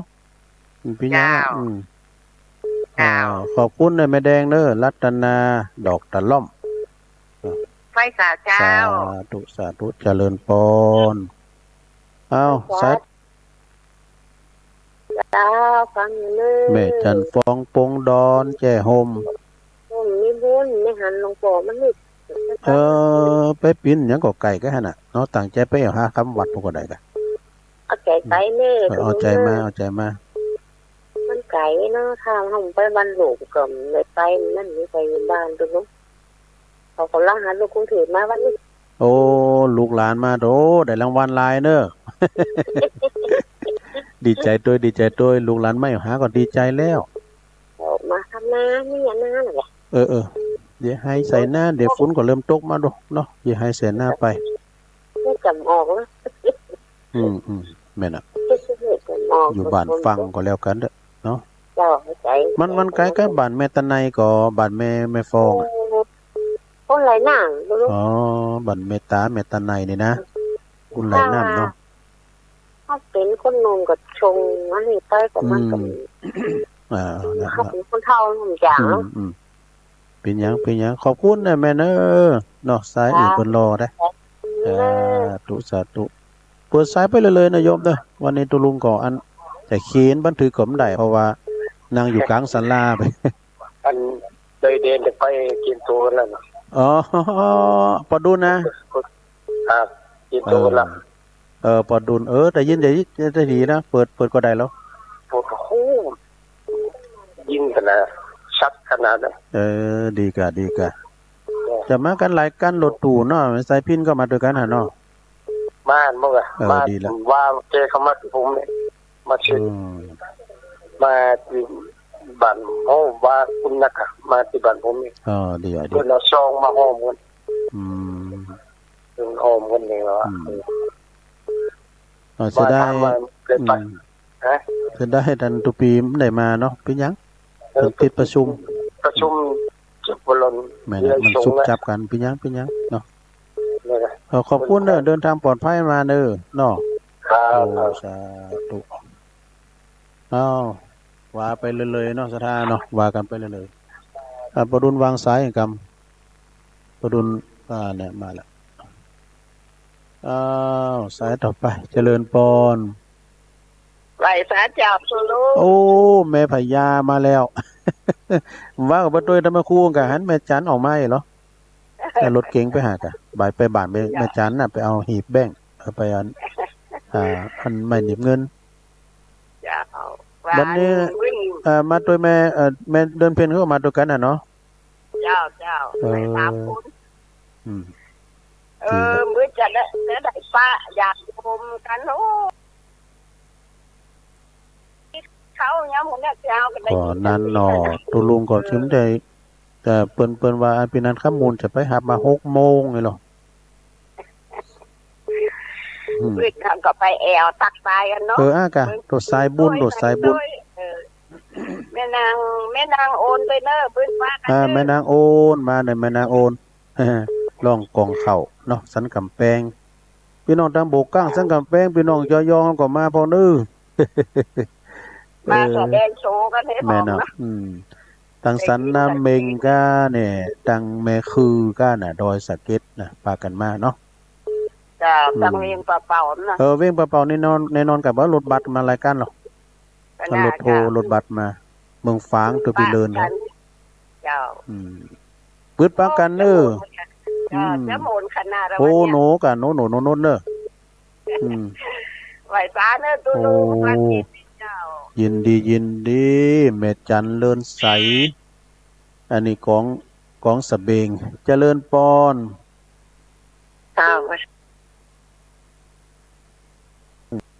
ปีวันนี้จะไป60เด้อ60คุณกันนะลบ0ลบ2แล้วปิ้นหยังโธ่มาดีกว่าไม่มาเนาะยามลำไยเนาะเพิ่นว่าว่างกันมันเป็นธรรมดากันเฮาระหว่างการก่อการหั่นน่ะสลายวันในวันนี้วันติดการซึ่งเรียกว่ามันจะมีถึงวันอ่านการนั่นน่ะเนาะไม่ถึงวันเสียสละเวลามาพบปะสังสรรค์จะมีถึงวันเนาะมึนๆเนี่ยมีเนาะขอบคุณเด้ออันนี้แม่สุทัศน์ดีมูลแสนพรมทุ่งปีแม่วางเจริญปอนภาษาเจ้าตะลุงต้องได้จ้ะเนี่ยประเดชเจ้าแม่พินบ่เจ้าแม่พินป่าแดดมาแล้วบึดก็มาอยู่ก้าบึดไม่นอนกับป้ายบนจะไปดีกะแม่นนแม่พินเขาปากันมาอยู่ไกลนี่ตุลุงเขาอยู่ด้วยหล่อพุ่ยังมาเนี่ยอยู่เมืองฝางเพิ่นก็มาดุอยู่เวียงป่าเป่าลี่เพิ่นก็จะมาเนี่ยนะเพิ่นลงยันน้ำพริกแดงเจ้าแค่หมูกระจอยดอกหมอกะเจ้าพริกตาแดงลำกะเจ้าก็เพียงเอาใจไปตัวด้วยดีแล้วมาพบปะกันเนาะเนี่ยครอบครัวใหญ่ด้วยหมู่เฮาเจ้าขาทั้งหลายมันงานโลมงานหนักหมู่เฮาแสดงพลังจะปูใส่สุดขาวมาขอบคุณเด้อแม่ให้สาเจ้าสาธุแม่พินปลาแดดว่ากันไปเลยสถานบัดเดี๋ยวนี้ขณะนี้เวลา 4:35 ดูตุลุงจะว่าไปถึงปุ่นนะบึกก็จะต่อสัญญาณไปปุ่นกะดอยหล่อวัดปักตั้งเจริญอาจารย์พระครูเพิ่นก็จะเข้ารายการในเวลา 5 โมงนะ5 โมงถึง 6 โมงก็ออนไลน์มาเพิ่นก็จะเดินทางมาเจริญปอนไม่ช้าเจ้าแม่อยู่ไหนอยู่บ้านที่หลงเจ้าบ้านที่หลงเจ้าดีกะบ้านที่หลงไอ้ลือหลงก็แม่มณีแม่ปานีแม่มณีเนาะมณีเจ้าแม่มณี เป็นอยู่บ้าน ก่อน ที่โล โทรเนี่ยบัดนี้เจอนี่ ติดแล้ว มีแฮมหลายทันในเปิ้นโทมติดนะอย่างปอบุญตันก็เนี่ยปอบุญมีนี่มาแล้ว โทรตัวมือวันเสาร์วันนั้นเนาะวันพัดเนาะ พยายามจะไม่ละความเป็นนะมันถึงติด เจ้า ชัดเจนเลยเนาะ ขอรายการน่ะเจ้า ฮะเข้ารายการ วัน นี่กั นี้ น เขา เดี๋ยวนี้ก็เข้ารายการอยู่อันห้องทรงยาวเนี่ยห้องทรงกว้าง ในศาลาเนี่ย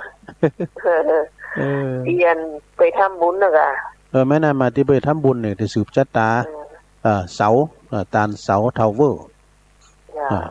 เสาทาวเวอร์วันนี้พระเจ้าห้อมยอดเสาเนาะยอดเสาวิทยุจะปิ้นตอนก็ปัญหาเด้อสถานเด้อแล้วว่าจะตามเจตนาก็ตามแต่เนาะมาปักตุนกุยเนี่ยเด้อ กาน้ำกาไฟพองก้าอีน่ะ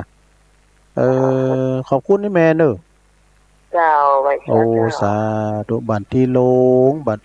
มาละ0899555606พี่น้องเมืองฟังมาสักลายเด้อลู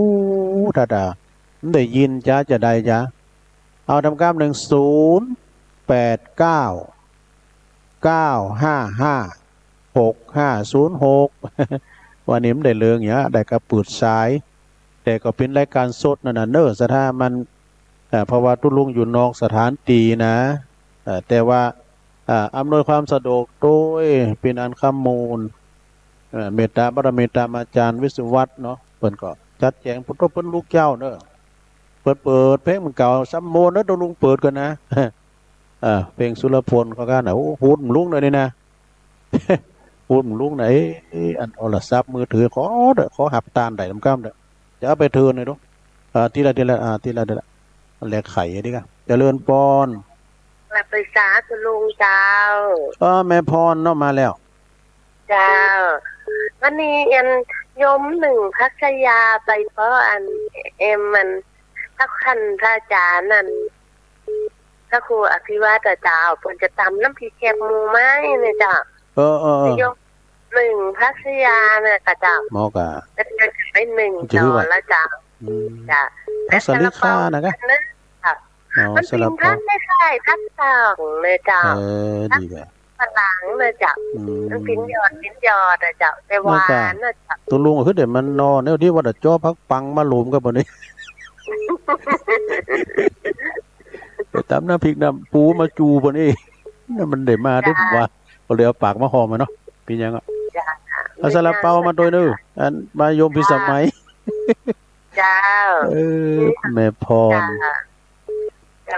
ป่าเสาวิทปะกันนะจ๊ะลุงเนาะแม่น่ะเจริญปอนเป็นหน่วยเป็นได้มากระจ้าความเด่นเพิ่นสูงว่ะเพิ่นอยู่บ้านฟังวันนี้ก็วันติดโดยการเพิ่นเปิด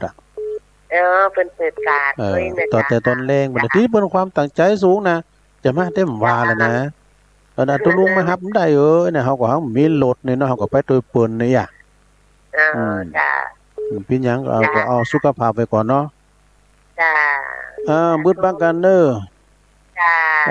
แฮปปี้เบิร์ธเดย์เฮ้อบ่ใจจื้อตาปะลึเจริญปอนไว้ศาลเจ้าตุลุงอันนี้ตังใดเสียงคุ้น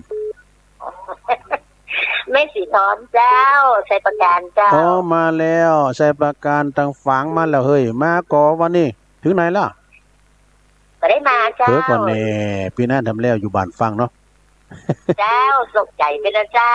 ส่งใจมากก็แล้วกันเพิ่นฟังแล้วก็ดีใจติดแล้วแม่สีทอนชัยประการเจ้าขอบคุณเด้อเจ้าฝนตกแบบเนี้ยมีแล้ววันนี้มันขอแต่ไปโกนกินโกนตาลเปิดเลยตอนบ่ายเพิ่นเปิดตกเนาะตกบ่ได้เนาะฝนได้ก็โอ้คืนมหาชนจะมาเขาเผิกเนาะวันนี้น่ะเจ้าขอบคุณเด้อแม่สีทอนเด้อเจ้าไหว้ศาลเจ้าตั้งบันกอกล้อแม่วันเขาเราฟังกันอยู่แม่วันเขาล้อแม่เนี้ยก็เพิ่นอยู่ตั้งบันกอกบันหวายเจริญปอน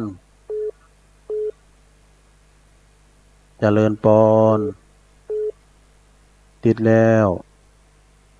ฮัลโหลติดแล้วนะตั้งใดจ้ะนายโยมห้างเจ้าฮะ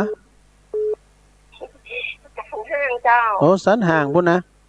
ไม่อายเนาะโอ้ศรัทธาตุปีจะน้อยแล้วนี่สันห่างใจเนอะไม่ได้โทรหลายวันแล้วไปพินหยังคะแนนฟังกันเนาะเจ้าฟังตลอดเจ้าโอ้ดีกะไหว้พระสวดมนต์ไปเนอะโอ้เนี่ยขอฝากพระเจ้าด้วยกันเนาะแรงกว่าฟังเนอะโอ้ดีแล้ว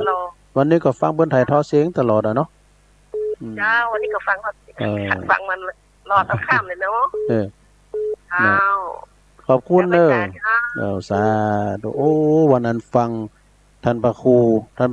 เปิ้นออกรายการแต้นหลวงพ่อพุทธเน็ตเนี่ยเปิ้นเทศธรรมข้อมูลพระครูวัดหยังก็เมืองฝางเนี่ยเปิ้นออกรายการแต้นหลวงพ่อใหญ่เฮาเจริญปอนเจ้าภาษาเจ้าจะรู้ตั้งได้ปะตึงเจ้าปะตึงเมืองจีอ่ะปะตึงปะตึงบ้านที่เนาะฮะเจ้าอ๋อยายจังไม่ได้ไปอ่ะไปปีนหยังก็มีปัญหาก็เฮาอยู่บ้านฟังกะเด้อลำไยลุงนี่ก่อนเลยเปิ้นเก็บลำไยเดี๋ยวเป็นหยังเก็บลำไยเอาเงินไว้ก่อนเนาะถ้าไปผมลากผมได้เนาะครับแม่เจ้าแม่น่ะมาจะกำลังใจพี่น้องขอบคุณเด้อพี่น้องนะปัดตึงโอ้วันนี้เมาส์เปิดสายได้แต่น่ะเป็นชั่วโมงเหมือนกันเนี่ยเดี๋ยวจะถึงเวลาก็จะต่อสัญญาณไปที่วัดอันปักตางเจริญปอนไว้สาน้องเบี้ยวเด้อโอ้น้องเบี้ยวมารุ่นนี่เรียนส่งสตางค์ไปละพอดีช่วยพ่อครูไปละดีละทำบุญกลางคืนมาเนาะดีแล้วกะทำบุญผ่านทางพ่อครูวิสิตครับดีแล้วทีพ่อครูวิสิตที่นครไม่ได้ว่ามาด้วยกันเนี่ยมันไกลอ่ะวันนี้จะได้ถวายการต้อนรับท่านพระอาจารย์เอารักปัญโยนันท์เนี่ยนักเทศเสียงทองจากเวียงหนองล่องเพิ่นจะมาเทศนาจุจุกเดี๋ยวเพิ่นเทศถึงวันนะจุจุกวันนี้ปะกันเด้อจุจุกจากแสนเมืองขอบคุณน้องเบลเด้อครับสาธุน้องเบลเป็นครับรายการนะเป็นนักข่าวเนาะดังกะมันเสียงมันแตกตุลุงเลียหน่อยเจริญปอนนักการเจ้าตั้งได้จ้ะนี่แม่น้อยบ้านหม้อเก่าแม่น้อยบ้านหม้อเนาะเวียงเปล่าอ่ะสันกำแพงสุมาเด้อสันกำแพงเนาะสันกำแพงวิได้ไปแล้วใจดีเก้ามาก่อนวันเนี่ยมาเจ้าโอ้ดีกะมาแสดงตัวด้วยเนี่ยอันนี้แม่น้อยเด้อตุลุงเด้อนี่น่ะเจ้าอันแม่พ่อท้องซุกแม่อันเดือนสายบ้านปะตึงกับแม่กินทองเพิ่นก็ฝากซองมาอากะบุญเอามาปักด้วยกันเนี่ยกันเนาะแถมได้มาก็หอมกันมาเด้อได้บุญเหมือนกันนะเนาะขอบก็หาอันยังได้ไหว้พระตื้อตุลุงโอ้ตื่นเจ้าเหมือนกันแล้วแหละเจ้าเป็นกรณีพิเศษนะเดี๋ยววันนี้นะตุลุงก็ได้มาจัดรายการเพราะว่ากระเดียวกับอาจารย์พระครูโพจัดต่อให้กันทหารตัวจริงเสียงจริงของพระครูวรธรรมนาถประเดี๋ยวนี้เป็นเวลาของเปิ้นโดตามปกติในท่านวัดหนองเหงเนี่ยนะตุพีสมศักดิ์ก็จะจัดกระเดียวก็มาพอตัวจริงเสียงจริงเปิ้นเนาะขอบคุณนะแม่เด้อบุตรกับปะการสาธุสันกำแพงมาแถมเจริญปอนไหว้สาเจ้าแม่อยู่ทั้งใดอยู่แม่ริมบ้านดอนเจ้าบ้านดอนแม่ริมแหละแม่มณีรัตน์เจ้าแม่มณีรัตน์เนาะไกลกับบ้านยมพิสมัยกะไกลอะแล้วพี่สมัยอยู่ลายพุ่นเจ้าพุ่นละลายตุงเนาะไกลอยู่ปุ่นเพื่อก็จะมาดูแม่แก้วหลาแก้วลูนเพราะอายเขายินดีเนอะฟังติ๊กๆเนอะเ พิ่นจะไปหาท่าน โอ้ก็ยินดีกะเบิ้นมาปะกันมาแสดงตัวเนอะตุลุงนี่จำงานกับผอโหนะมันจะเหมือนเปิ้นหรอนะผอมสอนรามอ่ะนะมีหลายจื่อนะตุลุงสันนันตุลุงชัยวัฒน์ตุลุงสอนรามแล้วก็อันในนามนามวยก็ยอดสนัน 3K แบตเตอรี่อันนี้ได้รับฉายาจากปุณเนอร์อันพระครูสังฆลักษณ์สมบัติอภิรามณีโยเหล่าเช่าไต่เปิ้นต่างสมญานาม ได้ทุกอย่างมาแขนเนี่ย 3K แบตเตอรี่ เปิ้นมาตอดกฐินที่วัดเหล่ายาวบึดปักกันเนาะแม่เนาะเจ้าไปด้วยป่อนะเจ้านะโอ้มาโดยปอเนาะสาธุสาธุ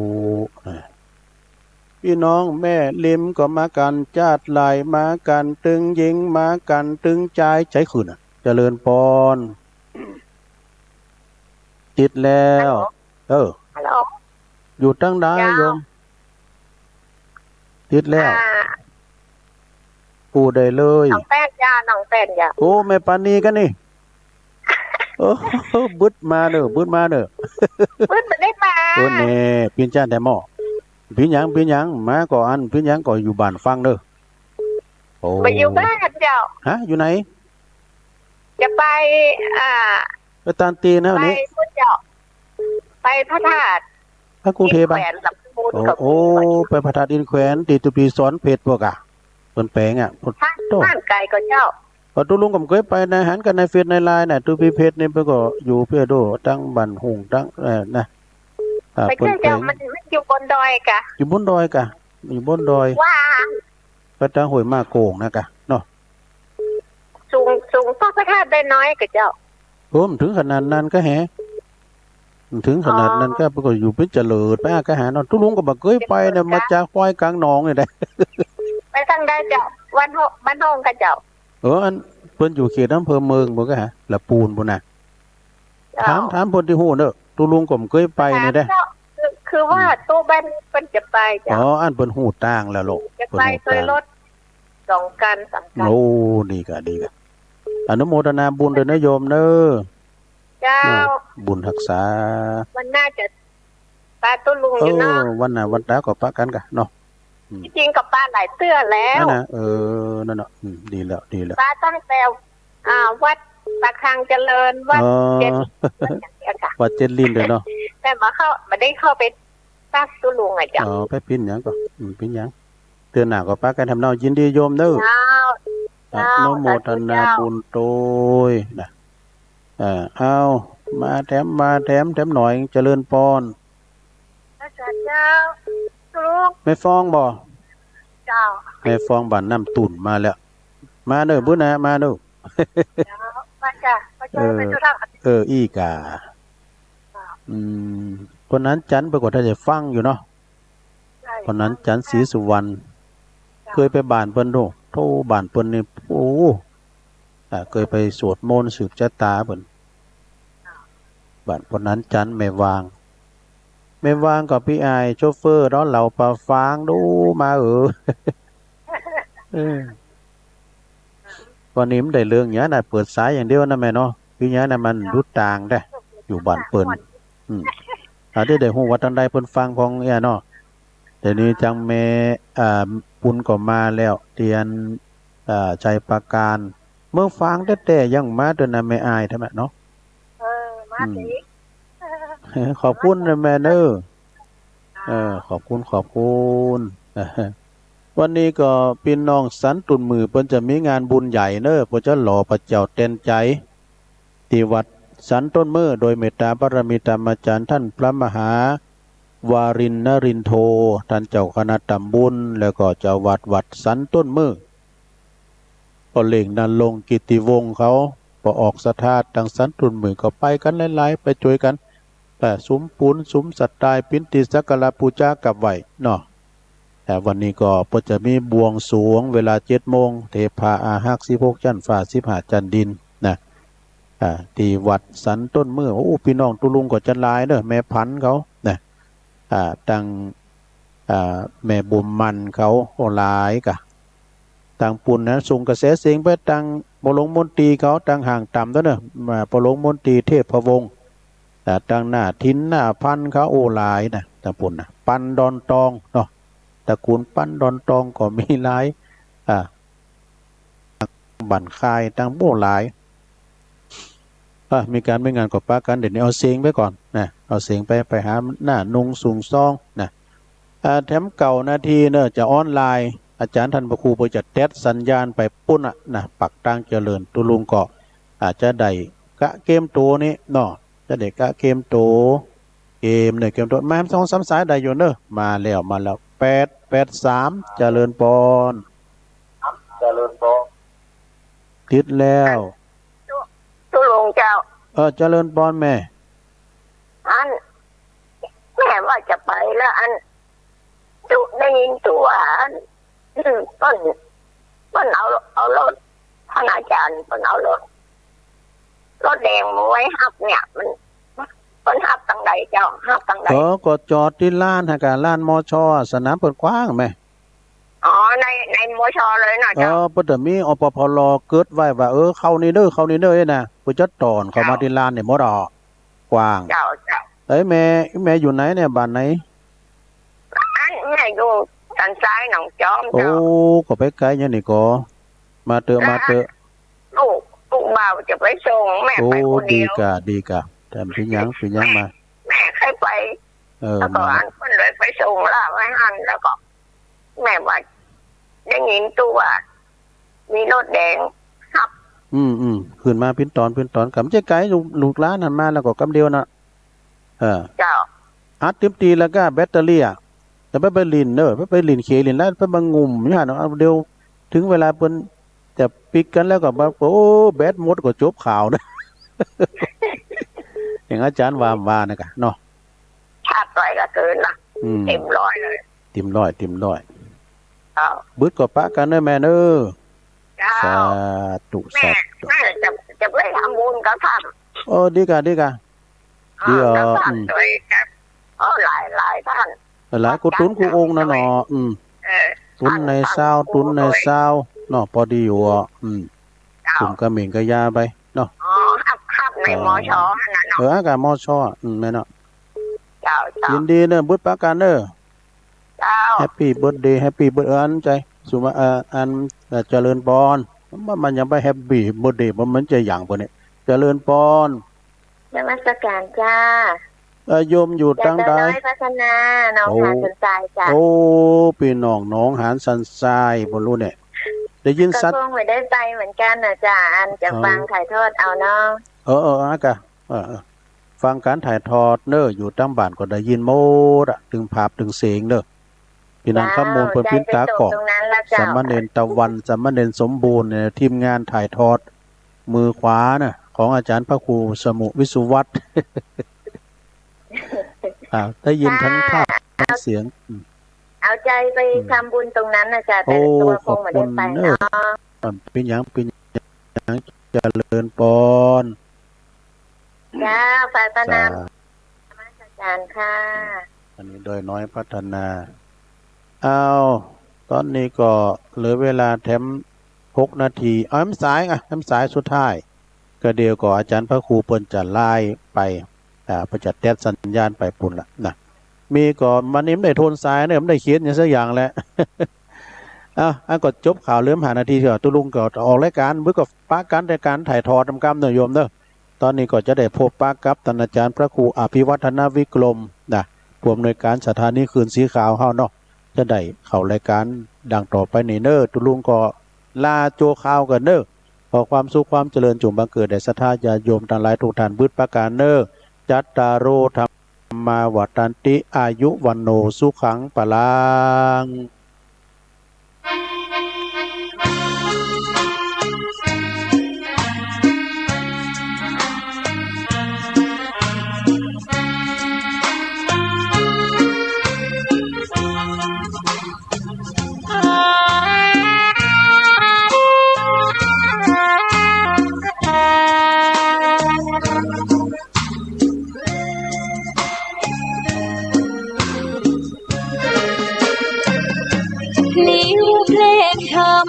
ถูกถ้อยคำเข้าถึงจิตใจฟังรายการวิทยุเสียงใสส่งถึงใจไปสู่ปลายนาสารธรรม ศาสดาบอกเข้าวัดฟังธรรมคลื่นเสียงนี้เป็นคลื่นธรรมะจากใจส่งถึงบ้านไกลบ้านไกลฟังได้สุขใจล้ำยามดึกดื่นตอนคืนมีงานต้องทำเป็นคลื่นสารธรรมเน้นย้ำธรรมะเตือนใจเสียงคือธรรมบอกหลักธรรมให้คลายความเหงาฟังเสียงธรรมะเบาเบาบอกเล่าถึงคนบ้านไกลสื่อธรรมะบอกลดละแล้วความด้วยใจสื่อไปถึงสวงในเข้าใจหลักธรรมหลักดีลิ้วเพลงธรรมถูกสัมพันธ์จิตใจร่าเริงฟังสาระธรรมะบันเทิงรื่นเริงในชีวิตยามวันว่างเดินทางไปเยี่ยมสถานีนัดพบกันน้องพี่วันนี้วันดีวันเสาร์สวดมนต์